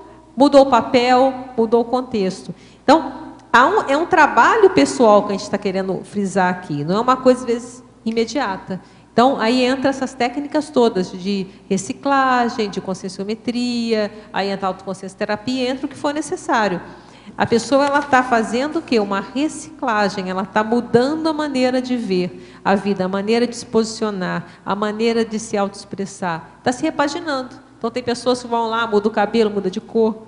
É uma mudança externa, nem sempre o interno às vezes mudou, né? Mas às vezes o externo ajuda, se a pessoa vai lá, faz um corte diferente no cabelo, então ela está querendo mostrar que ela mudou, que aquilo agora é uma nova fase da vida. Quando a gente mudou, muitos vieram aqui para Foz do Iguaçu, saíram de várias cidades. Então é uma repaginação, uma nova modo de viver, uma nova maneira de funcionar, tudo muda. Então, quando a gente despede de uma coisa antiga, a gente vai entrar numa coisa nova. E essa coisa nova, ela vai requerer que a gente atue e se comporte de uma forma diferente. E se a gente pensar em evolução, a evolução está fazendo isso o tempo todo com a gente. Nós estamos o tempo todo nos repaginando, como falou do paradoxo que a gente comentou ali com a Rosa, né? A gente está se repaginando, a gente está mudando, a gente está tendo novos modos de comportar, novos modos de funcionar. Então, o negócio é isso.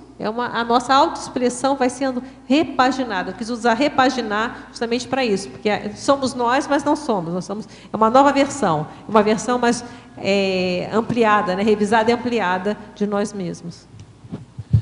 Em Principiologia, o terceiro, o princípio de ninguém ser insubstituível. Você poderia comentar um pouco sobre isso aí? Isso é triste, mas é verdade, viu?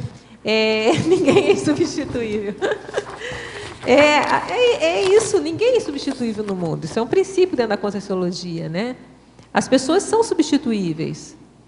Então, a gente pode fazer muito bem o trabalho, mas outra pessoa pode aprender a fazer também.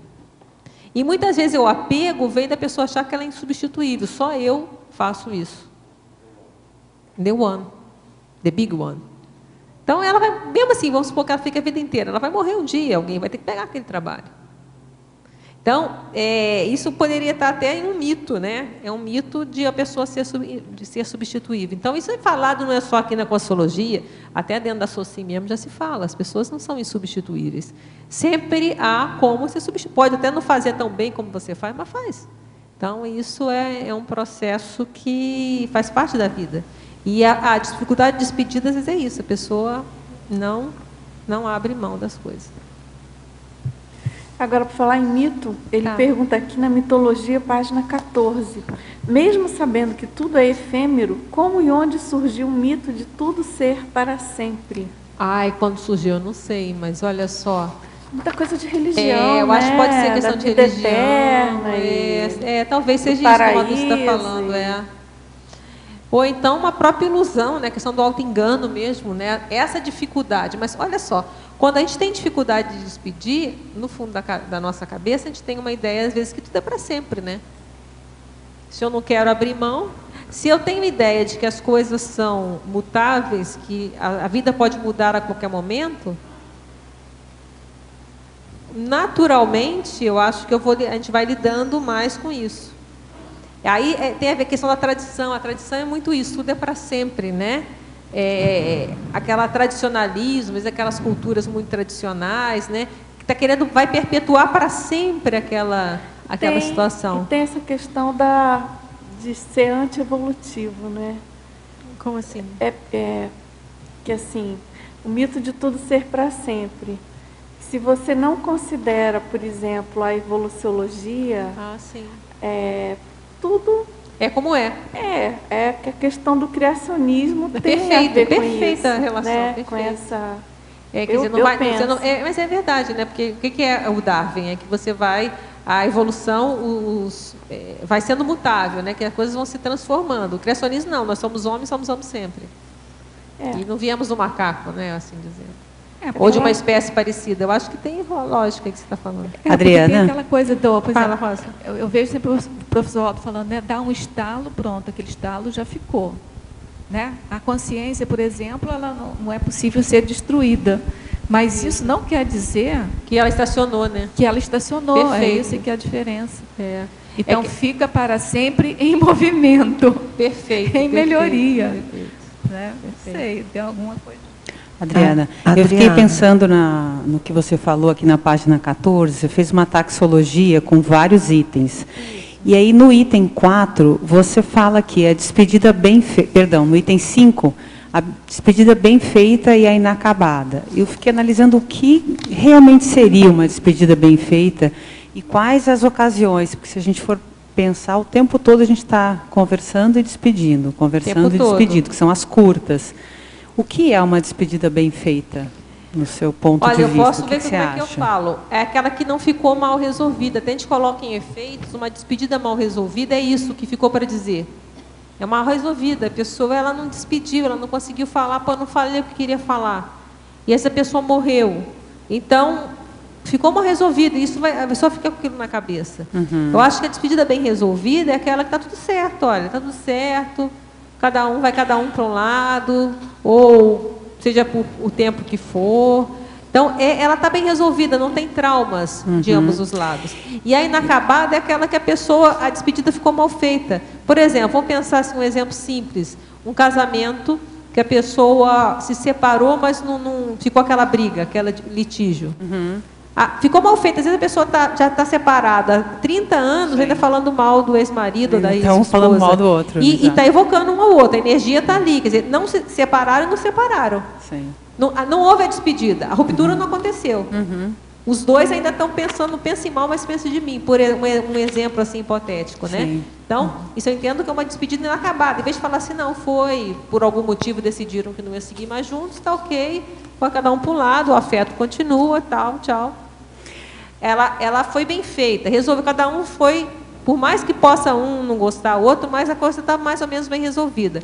Agora, pensa isso que fica o resto da vida pensando mal do outro e reclamando e tal. Então, eu entendo que foi inacabado, não fechou, não deu um ponto final. E ficou, e as evocações continuam, e fica aquele sofrimento, um só pensa no outro o tempo todo, e às vezes tem até casos que a pessoa nem consegue seguir a vida, nem ter outro relacionamento, nem nada, porque está preso numa situação, às vezes, que já não funcionou por algum motivo. Então, faltou uma despedida bem feita, de repente conversar o que tinha que conversar, sei lá, eu não sei, cada caso é um caso. Né? Mas é isso que a gente pensou aí, um exemplo seria esse. Eu fiquei pensando também, expandindo isso para os grupos. No momento que você muda de grupo, muda de pessoas, muda de colega, às vezes você tem que causar aquela ruptura mesmo, não adianta tentar explicar. Às vezes, o melhor é romper e depois, com o tempo, então... Mas é a maneira que às vezes vai ser feita, né? Conversar. Aí tem, se você conseguiu fazer a francesa, essa é ideal, né? Sempre a gente consegue fazer a francesa. Então, mas... Estava resolvido, pelo menos do seu lado? Tranquilo. Porque a gente vai se separando de grupos ao longo da vida. Eu acho que tem incontáveis grupos que eu já vivenciei ao longo da minha vida, desde a faculdade, o colégio... um ou outro vai sobrevivendo, né? As amizades se perpetuam, vai sobrando um ou outro que fica, mas a maioria, cada um vai fazendo naturalmente, a vida vai levando cada um para um canto. Mas assim, geralmente essas pessoas estão bem resolvidas, tudo tranquilo, você vê uma alegria, você conversa como se estivesse... Já aconteceu um caso de reencontrar uma amiga que eu não via, sem brincadeira, tinha uns 15 anos ou mais, me sentar para conversar. A gente reencontrou, a gente conversou como se tivesse se visto ontem. Foi muito assim, até gratificante, né? E ela que conseguiu meu telefone e tal, e tal. E aí foi super legal, a gente se encontrou e tal, foi bem legal. Mas assim, tá tudo bem resolvido, se tiver, não ficou nada. Então, e depois agora a gente já assumiu da outra de novo, daqui a pouco a gente se reencontra de novo e assim vai, cada uma está cuidando da sua vida. Então, eu vejo assim, são despedidas bem resolvidas, de certa forma. Não houve um sofrimento, a ruptura aconteceu naturalmente pela vida, pela situação. Não é aquela situação de ficar, vamos dizer, aquela raiva mal resolvida, aquela situação, ou mágoa, então ressentimento, aí a coisa pega. Quando assim está tranquilo, você mesmo um grupo que você... Eu já participei de grupo que eu falei, eu não venho mais aqui, até era a função, mudei, né? Eu fazia teatro, né? Uma época. E aí eu não queria mexer mais com aquilo e tal. Legal, foi, passou, nunca mais vi ninguém de lá, mas não tem problema nenhum. As pessoas às vezes não entendem realmente, poxa, mas como você vai sair? Não, acontece. Então, mas não tem nada, está tranquilo, está bem resolvido a situação. Então, acho que esse jogo nem sempre a gente consegue fazer isso com tranquilidade, porque existem grupos que às vezes não vão querer se separar de você e vão ficar bem chateados. Mas a questão é como você lida com isso. A gente e a energia que a gente vai alimentar em relação a isso. Se a gente está tranquilo, não alimenta nada, a coisa vai dissipando. Fala no microfone. Quando você sai de um processo religioso, por exemplo, às vezes as pessoas que ficam muito chateadas, às vezes encenando negativamente. Nessa linha que eu pensei. Né? Encenando negativamente. Mas às vezes você precisa ficar um bom tempo para mostrar a importância de você sair daquele grupo. Às vezes você precisa dedicar um pouco mais de atenção ao grupo. A maneira que você vai fazer, né? Depois você vai fazer tudo limpo e a gente não tem controle do que o outro sente em relação a gente. A gente tem que estar bem com a gente, não. Eu fiz o que era melhor dentro do meu discernimento naquela hora. Ponto. Se errei, depois eu resolvo. Mas esse jogo, eu acho que a pessoa, o bem resolvido tem o seu lado também. Você fazer a coisa bem feita dentro do que você entende seja melhor. E às vezes o que seja o melhor pode ser pode ser a saída francesa. Às vezes você sai de banda e quando vê já fui. Isso tudo pode acontecer. Então aí entra discernimento de novo. Não tem fórmula, né, Dulce? Eu acho que isso aí tem que ver e erra e acerta, na hora a gente vê como é que é. E escuta, eu fiquei curiosa também sobre o número 18, que você falou, despedida singela e suntuosa. Suntuosa tem um monte. Você não sabe o que é suntuosa? É aquele show... Não, a singela é aquela tranquila, simplesinha. Não, tem... Olha, eu trouxe aqui que eu trago, então, vou mostrar, hein? Vou falar da morte, né? Então, já que morte que tem mais, né? Não, tem, apoteose do adeus. Tem processos hoje de funeral que é pegando funeral. É só a gente ver esses funerais de famosos, de artistas, né? Tem método, tem grande processo agora, não só de maquiagem, pintura, tem até plástica, eles fazem plástica, às vezes a pessoa emagreceu muito, põe silicone. Tem tudo aqui, funeral VIP. Plástica no morto. O momento da despedida se torna um evento caro e sofisticado. Isso aqui é de 2009. E aí fala que faz até, além da maquiagem que é tradicional, tem até aquele filme A Partilha, né, que mostra ele fazendo lá, o trabalho dele lá no Japão. A partida, desculpa. A partida, mas hoje ele fala que tem métodos aqui até meio de cirurgia plástica. Então, se a pessoa pode pagar, tem o máximo. Então, isso aqui é uma despedida suntuosa. Vamos pensar aqui em relação à morte. Mas não só morte, às vezes a pessoa vai, sei lá, vai mudar do emprego. Outra coisa que tem muito de despedida que a gente não falou aqui ainda, aposentadoria, né? A aposentadoria é uma despedida. Tem até a festa, às vezes vai fazer uma homenagem, faz uma festa para aquela pessoa que vai sair, a pessoa vai despedindo do trabalho, muda tudo os hábitos, toda aquela, durante tantos anos lá, ela foi todo dia naquele, às vezes na mesma empresa, sei lá, né, se for o caso, trabalho, daquele expediente, despediu. E tem aquelas orgias, baia de formatura, aquelas orgias super suntuosas de despedida de solteiro. Tem, tudo isso. Aqui tá, eu acho que põe despedida de solteiro aqui. Não, eu não escrevi despedida de solteiro. Falei, divórcio, a viuvez, a questão da festa de formatura, tá tudo aqui, que eu coloquei como despedida de instituição, olha. A formatura, a licença do emprego, a demissão, a dissidência está aqui também. A despedida do convívio rotineiro com os companheiros institucionais. Então, tudo isso aqui é despedida. Eu lembro quando eu pedi demissão lá do meu trabalho, a gente fez despedida. A pessoa fez, não foi suntuosa, tá? Foi mais simples. Foi mais para singela. Mas teve a despedida, a gente sai, todo mundo vai para algum lugar para comer alguma coisa, assim, aquela despedida numa boa, estamos indo embora, tranquilo. Acho que é importante até isso. É a social, depois você vai já encontrei várias vezes essas pessoas, agora já, de novo, a gente acaba sumindo porque mudou de cidade, né? Mas quando morava na mesma cidade, de vez em quando eu ia almoçar com eles lá, numa boa, tudo tranquilo. A aposentadoria é um ponto, porque às vezes a pessoa fica 40 anos, 40, 50 no mesmo emprego, anos em um emprego. E aí aquilo muda. Há pouco tempo eu conversava com alguém sobre isso. Tem muita gente que infarta, né? Tem muita gente que adoece. A pessoa, se ela não preparou, então até tem estudos sobre isso, se ela não preparou a aposentadoria, se ela não teve uma outra atividade, e às vezes a pessoa entra no processo bravo, porque ela vai ficar em casa sem ter o que fazer. E às vezes ela não criou nenhuma outra motivação, nenhuma outra situação para ela fazer. Então a aposentadoria é um trabalho que hoje já tem psicólogos que trabalham sobre isso, o preparo da aposentadoria. Então, já é uma linha de você já ir preparando a pessoa, vendo outros afazeres. E hoje, cada vez, pessoas aposentando muito novas, né? Ainda tem um mundo para fazer até fazer outra faculdade, outra vida, né? Então, é um trabalho que às vezes a pessoa não consegue, trazendo para a despedida, elaborar a despedida do trabalho. E aí pode até chegar a adoecer e ter algum problema assim.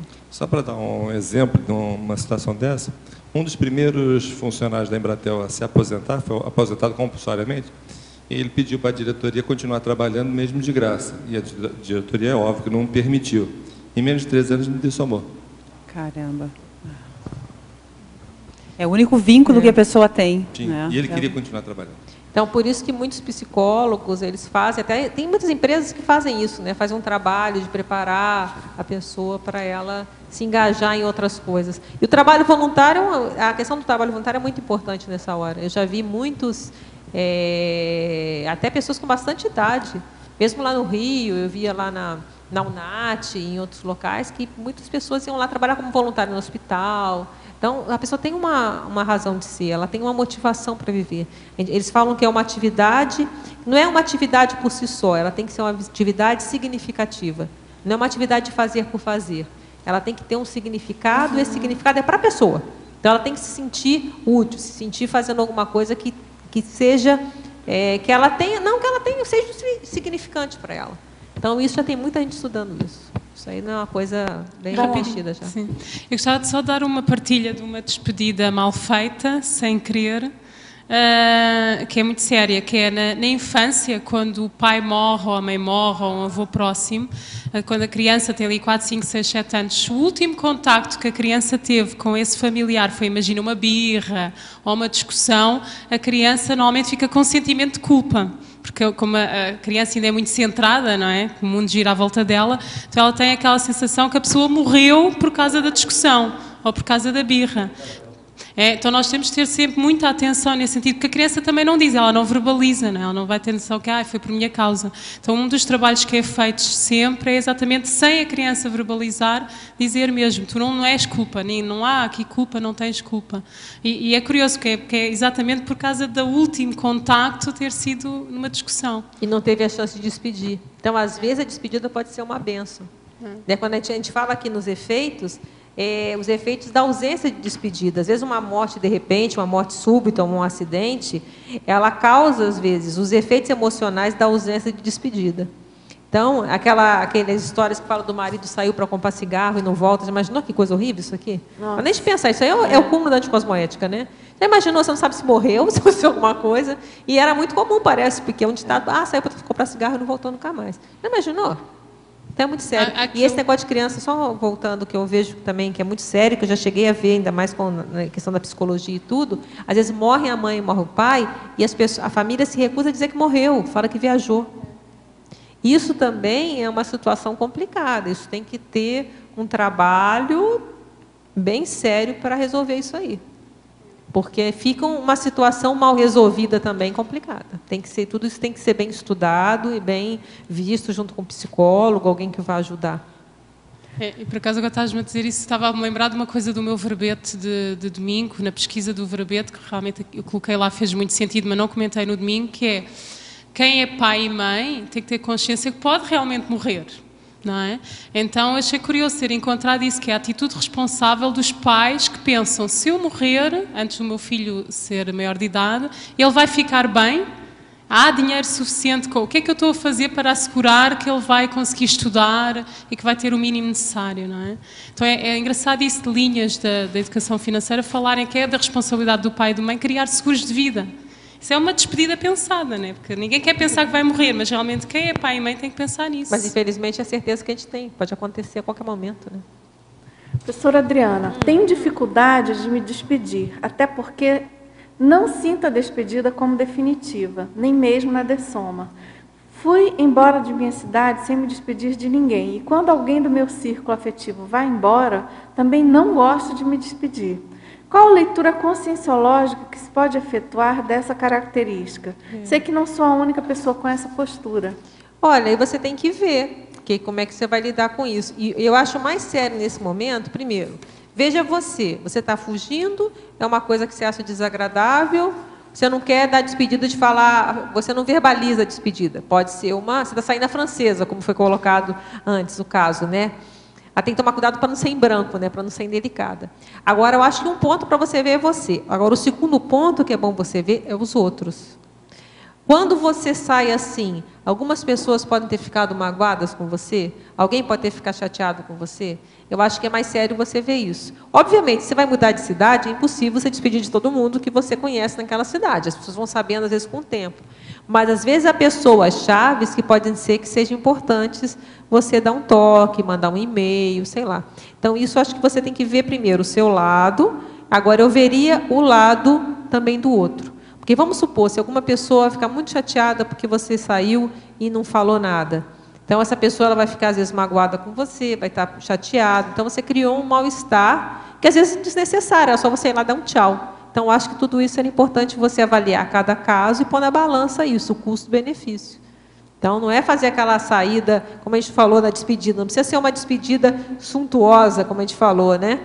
Cheia de festa, de saída, com banda de música. Mas você pode, às vezes, algumas pessoas chaves, às vezes, mandar um e-mail, alguma situação singela, educada, para dizer, ó, até informando um novo endereço. Às vezes você pode, algumas pessoas, você manda um e-mail, olha, agora eu estou indo para tal, meu contato é tal. Pronto. Talvez ficasse mais resolvido até energeticamente. Porque a gente sabe que as ligações energéticas, elas se mantêm. Então, se criar mágoa, às vezes é mais complicado, porque fica aquele peso, aí fica uma despedida mal resolvida. Não por você, mas pelo outro. Se a gente puder minimizar isso, é bom. Né? Nem sempre a gente consegue, como a gente falou. Então, às vezes a pessoa não quer, por exemplo, aquela mãe que não quer que o filho saia de casa de jeito nenhum. Vai ter uma hora que ele vai dar um basta e vai sair. A mãe pode ficar lá chorando, mas ele saiu. Mas ele fez o possível, ele pode achar meios de minimizar, de repente vai visitar com mais frequência, ou liga todo dia, liga de 2 em 2 dias, sei lá, arranjar uma maneira educada, paradiplomática, de manter até para ir melhorando a situação e ir saindo com mais tranquilidade. Esse é um exemplo. Agora, na fatologia, na página 12, por favor, ampliar o último parágrafo. A saída do estágio existencial, propiciando a entradas em neoestágios de experimentações. Aqui a gente quis colocar para evitar a questão da mimese dispensável, né? Que é justamente, como é que a gente vai mudando de estágio existencial? A gente vai mudando de experiências, de vivências. Então, tem a hora que a gente vai sair de um para entrar no novo. Se a gente ficar preso, às vezes, numa situação, uma mimese dispensável, a gente deixa de pegar, às vezes, uma outra coisa melhor, alguma outra coisa que a gente vai aprender mais, alguma coisa mais desafiante. Então, a vida é isso, essa mudança. Então, achei importante a gente colocar isso. Então, quando você sai de uma coisa, você proporciona entrar numa coisa nova. Então, por exemplo, quando a gente sai dessa vida intrafísica, a gente tem a predisposição de entrar uma nova vida extrafísica, uma nova vida. E assim vai. Quando a gente nasce, a mesma coisa. Então, é isso que a gente está querendo frisar, que a gente tem que, às vezes, largar o velho e pegar o novo. A gente fala um pouco no binômio isso, né? Olha lá, ó, o término do velho e o começo do novo. Então, a gente vai fazendo esse ciclo, né? Às vezes, se a gente ficar muito preso naquilo, a gente não consegue pegar mais nada. A gente fica só naquela atividade, naquela situação, naquela função, naquele estado, naquele sei lá onde, e deixa de conhecer coisas novas. Deixa de ficar, por exemplo, se a gente ficar sempre, tem gente que fica na mesma cidade, vê a mesma cidade a vida inteira. Há 80 anos mora na mesma cidade. Ótimo, tudo bem. Mas ela se privou, às vezes, de conhecer outras formas de vida. Pode ser uma opção, mas... Agora, professora Adriana, estou trabalhando a despedida na minha postura de filha, requerendo a atenção da minha mãe, com sim ainda, a qual me rejeitou na gravidez e teve muitas dificuldades extrafísicas para me criar. Sinto que ficou uma lacuna nessa área. Tenho 37 anos, moramos na mesma cidade e, mesmo entendendo essas limitações, ainda tenho expectativas sobre ela. Como superar esse gargalo? Olha, isso aí é difícil, mas eu só penso o seguinte, pensa que você é filha, então você já deve para ela pelo menos essa vida que ela te pôs no mundo, mesmo tendo rejeitado, acabou que você nasceu, então não rejeitou tanto assim, você conseguiu nascer. Então, o ideal é tentar ter um relacionamento melhor possível sem expectativas, né? Porque você falou, você não falou o teor da expectativa, mas às vezes a gente tem expectativa de mudar o outro, que o outro seja diferente. E nem sempre a gente consegue, o outro é o que é. As mudanças, cada um faz as suas. Já é tão difícil a gente fazer as nossas mudanças, eu acho né? que é em atenção. Que ela coloca, eu acho que ela quer, então, é que a expectativa de atenção. Que ela está trabalhando a postura de filha requerendo atenção da Exatamente. mãe. Então, você está a expectativa é que ela mude. Provavelmente ela não vai mudar. Mas você pode mudar. E eu acho que o interessante é você fazer dessa relação o melhor possível. Porque daqui a pouco ela não vai estar mais aqui nessa dimensão. Em tese, a gente sempre pensa que, não necessariamente é assim, né, que os mais velhos vão antes que a gente. Então, o ideal é tentar melhorar essa atenção e trabalhar aí essa sua carência de atenção de mãe. Você já é uma mulher, né? Então, a sua mãe, agora já foi, você já se criou, você já superou tudo, se criou. Busque fazer uma relação da melhor forma possível, sem expectativa que a pessoa muda. Ninguém muda se não quer. Pensa a gente mesmo. A gente consegue mudar? É tão difícil a gente mudar, às vezes, um comportamento nosso. A gente trabalha, faz um monte de reciclagem, faz um monte de tabela, né? A gente faz muita coisa para conseguir mudar. Então, a gente ter a pretensão de mudar o outro é muito difícil. Então, a gente pode mudar a nossa postura em relação a esse outro. Então, tente fazer da melhor forma, sem expectativa. Pense numa pessoa que você é grata porque ela te deu a vida, bem ou mal com todas as dificuldades, e tente melhorar a relação dentro do possível. Eu acho que isso vai te deixar mais tranquila até numa hora de uma despedida, seja sua ou dela, né? Quem morrer primeiro aí. Em tese, seria o mais velho, né? Que é o mais comum. Agora, na pensenologia, na página 12, penúltima linha. A facilidade na troca de bloco pensênico, favorecendo os ajustes pessoais aos neocontextos vivenciais. Ela comenta, né? Gostaria que fizesse relação disso com a assistência extrafísica à consciência de retrovidas, identificada e que se recusa à despedida. No meu caso específico, nessa vida, não tenho nenhum problema com despedidas, sejam físicas ou extrafísicas.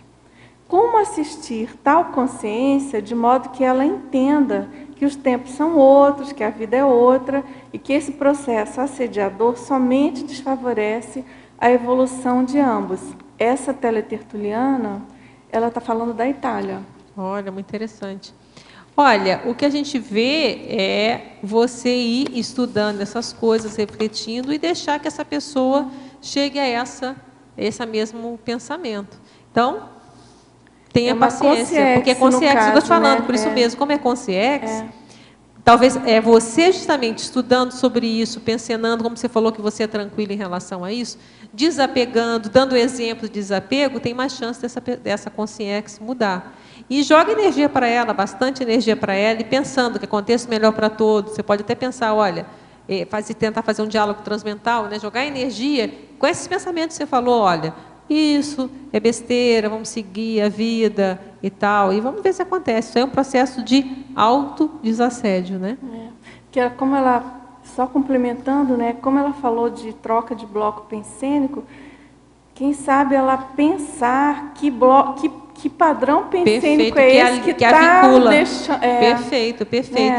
Qual o tipo de padrão, de hábito e comportamento seu que possa se vincular com essa consciência? Eu acho que é uma boa lembrança mesmo.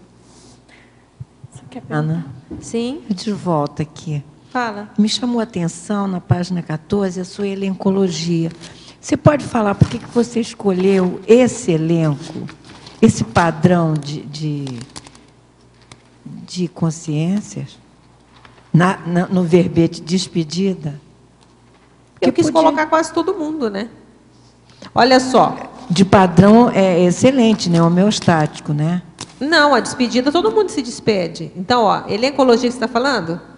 Elencologia, Então, todo mundo aqui. É uma sequência... Eu usei praticamente o padrão todo, de todo mundo. Olha, porque, você não colocou nada negativo, nem mesmo neutro, né? Não, porque a gente está despedindo o tempo todo. Então, a despedida, como a gente colocou, ela é neutra. Então, o acoplamentista, ele despede, porque ele acopla e faz a desassim. Quando faz a desassim, ele despediu, soltou. O agente retrocognitor está lidando com despedida o tempo todo. O amparador intrafísico, o atacadista consciencial, todos eles aqui, ó, eles são as personalidades que estão lidando tanto com a despedida. Não é ele, eu estou falando do elenco. Então, não é ele. Conssim Lúcius comanda esse aqui? Isso, por exemplo, enciclopedista. Sim, sou eu, né? Nós aqui, ó, a gente está estudando sobre isso. Ó. A consciência lúcida, ela vai ter que trabalhar com a questão da despedida. de uma forma mais lúcida, positiva. Lúcida. Mais positiva. A iscumana lúcida é justamente isso também. Eu estou iscando a consciência, é isso que ela está falando lá. Ela está com uma consciência que não está querendo despedir dela, né? E ela tem que ver o que ela tem que fazer para se despedir dessa consciência. Então, ela sabe que ela está iscada, que existe uma consciência que está ali na psicosfera, mais ou menos, dela rondando, pelo que eu entendi.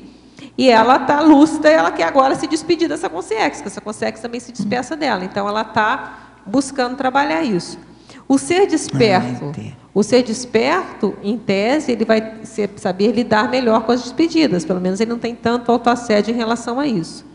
O ser interassistencial vai fazer assistência. É assistência. E a consciência enciclopedista é enciclopédia, né? Nós todos aqui estamos estudando isso. Buscando entender mais o que é a questão da despedida, e o que eu estou tentando fazer aqui é quase um resgate de expressão, né? Tentar pegar a despedida e fazer essa palavra ficar um pouco, porque ela não chega a ser uma palavra negativa, mas há muito incômodo, ela causa incômodo. Isso é. Eu não pensava que causasse tanto quanto quando eu comecei a escrever. Quando eu pensei em escrever o Despedida, eu estava no finalzinho da TENEPS e veio despedida. Foi que palavra de despedida. E eu estava justamente fechando o curso da somatologia. Eu falei, vou escrever. E aí eu passei, foi aprovado, né? Então vou encarar agora, né? Vamos encarar a despedida.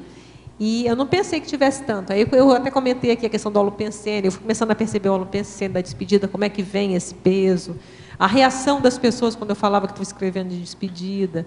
Então, a gente vai avaliando e observando esse fato. Falei, olha, que interessante. Embora tenha esse peso todo, a temática é neutra, né?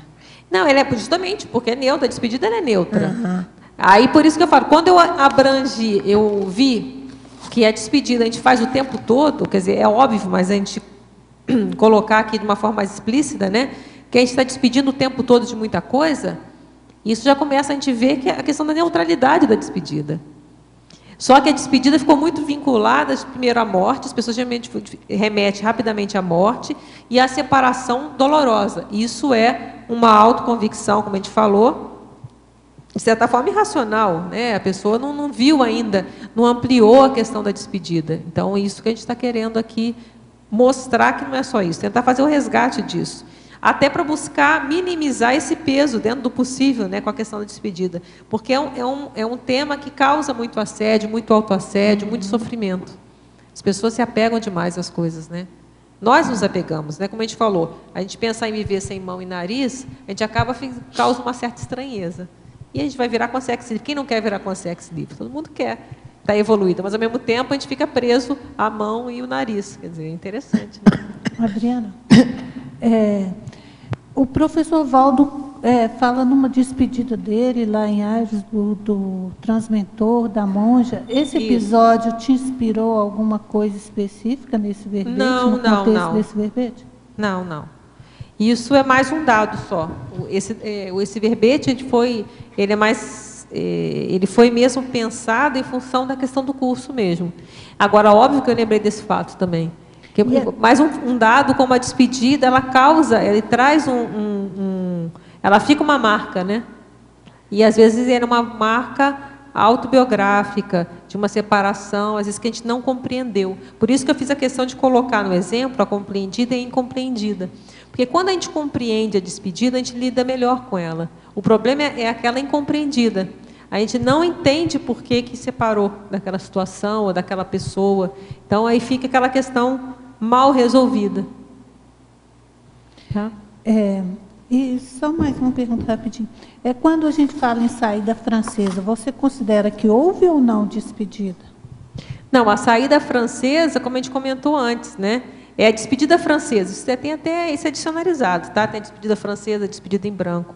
A despedida francesa, ela houve uma despedida de certa forma. Como a gente falou, às vezes a pessoa deu de um ou outro, ou então ela saiu, né? Ela se despediu de alguma forma, ela não fez um alarde. Eu vejo que a despedida francesa, como eu entendo esse conceito, não sei se tem alguém com o AIS aberto aí, podia até facilitar. Mas a despedida francesa, você sai, a Dulce vai ver se ela acha ali, mas você não faz alarde. Não quer dizer que você sai calado. Mas você pode até sair calado, mas você não faz alarde, você sai de fininho. Você vai saindo. Saindo, saindo, saindo, já fui. Né? Prevista e não traz nenhum impacto, né? Seria isso. Então ela é discreta. Ela é discreta. E eu acho que também é tema neutro. Ela pode ser tanto negativa como positiva. Eu já ouvi assim, de uma pessoa que já me falou assim, não, ali você sai a francesa. Então, às vezes, às vezes até orientado, uma pessoa até evolutivamente até importante, fala assim, não, sai a francesa. Então, você vai saindo assim, fui. E tem caso não, que você vai sair e fala, não, estou saindo. Então, tudo depende do modo que vai fazer, do contexto. Eu não vejo que não tem fórmula, né? Agora, na efeitologia, na página 13, primeira linha, por favor, explanar a ideia do verbete a respeito dos efeitos dos condicionamentos emocionais na dificuldade em dizer adeus. É isso que a gente falou, né? Os condicionamentos emocionais, às vezes a gente é condicionado até socialmente, culturalmente, a ver a despedida com esse peso. É isso que eu estou querendo argumentar aqui. Que a despedida ela é culturalmente colocada muitas vezes como uma coisa triste, doída, e é um condicionamento, a gente não parou para pensar. E quando a gente começa a pensar, a gente vai racionalizando, refletindo, compreendendo e vendo que ela faz parte da vida. Faz parte da vida, esses encontros e desencontros. Aí entra ali na tributologia, que é justamente o que a gente está buscando trabalhar, né? É o predomínio das faculdades mentais, notadamente do autodiscernimento quanto ao ciclo, aproximações, afastamentos da seriexologia. Então, a nossa vida, se a gente começa a ter um pouco mais de retrocognição, que não é o meu caso, eu gostaria até de ter bem mais, mas assim, mas entendendo esse processo, quanto mais a gente ter retrocognição, a gente vai vendo esse processo, que as pessoas a gente vai encontrando e desencontrando. Vamos pensar em relação à morte. Morreu alguém que a gente gosta muito. A gente vai lá sofrer, sentir a falta, faz parte do trabalho, né? Agora, se a gente começa a lembrar que a gente já teve 7 vidas juntos com essa pessoa, 10 vidas juntos, a gente fica mais tranquilo. Não, então tá, foi mais uma. Daqui a pouco a gente vai ter a 11ª, a 15ª. Então, vai desdramatizando a situação. E o que causa, por exemplo, no caso, a gente vai voltando para a morte, até porque a despedida é tão relacionada com a morte, né? Se a gente não tem essa visão, aí é aquela coisa, eu nunca mais vou ver essa pessoa. Mas não o peso disso? Nunca mais, aí isso dá um desespero. Se a gente lembra, e a gente não é só racionalmente, a gente vê que a gente já vivenciou coisas positivas com essa pessoa e negativas, seja lá como foram, muito tempo, a gente vai sentir a falta, é óbvio que a gente sente, nas separações a gente sente. Uma pessoa que a gente gosta viaja, fica lá um tempo fora, a gente vai sentir a falta. Mas não tem o peso que tem de, olha, nunca mais, não, tá bom, vou sentir a falta, mas mais cedo ou mais tarde, isso nós vamos ter vivências compartilhadas novamente. Então, isso aí já volta, porque a gente falou da cultura da dessomatologia. Eu acho que o que a gente está construindo, buscando construir, com todos esses estudos nossos aqui, é que a gente chegue nesse ponto, de ficar tão natural isso, que a gente vai cada vez lidar com mais facilidade. Obviamente, de novo, não quer dizer que a gente não vai sentir falta. A gente vai sentir falta, às vezes, do lugar que a gente viveu, a gente vai sentir falta, às vezes, de uma pessoa que a gente conviveu, faz parte do trabalho. Agora, não tem aquele peso, né? Não, a gente sempre, poxa, era bom, né? Poxa, legal, né?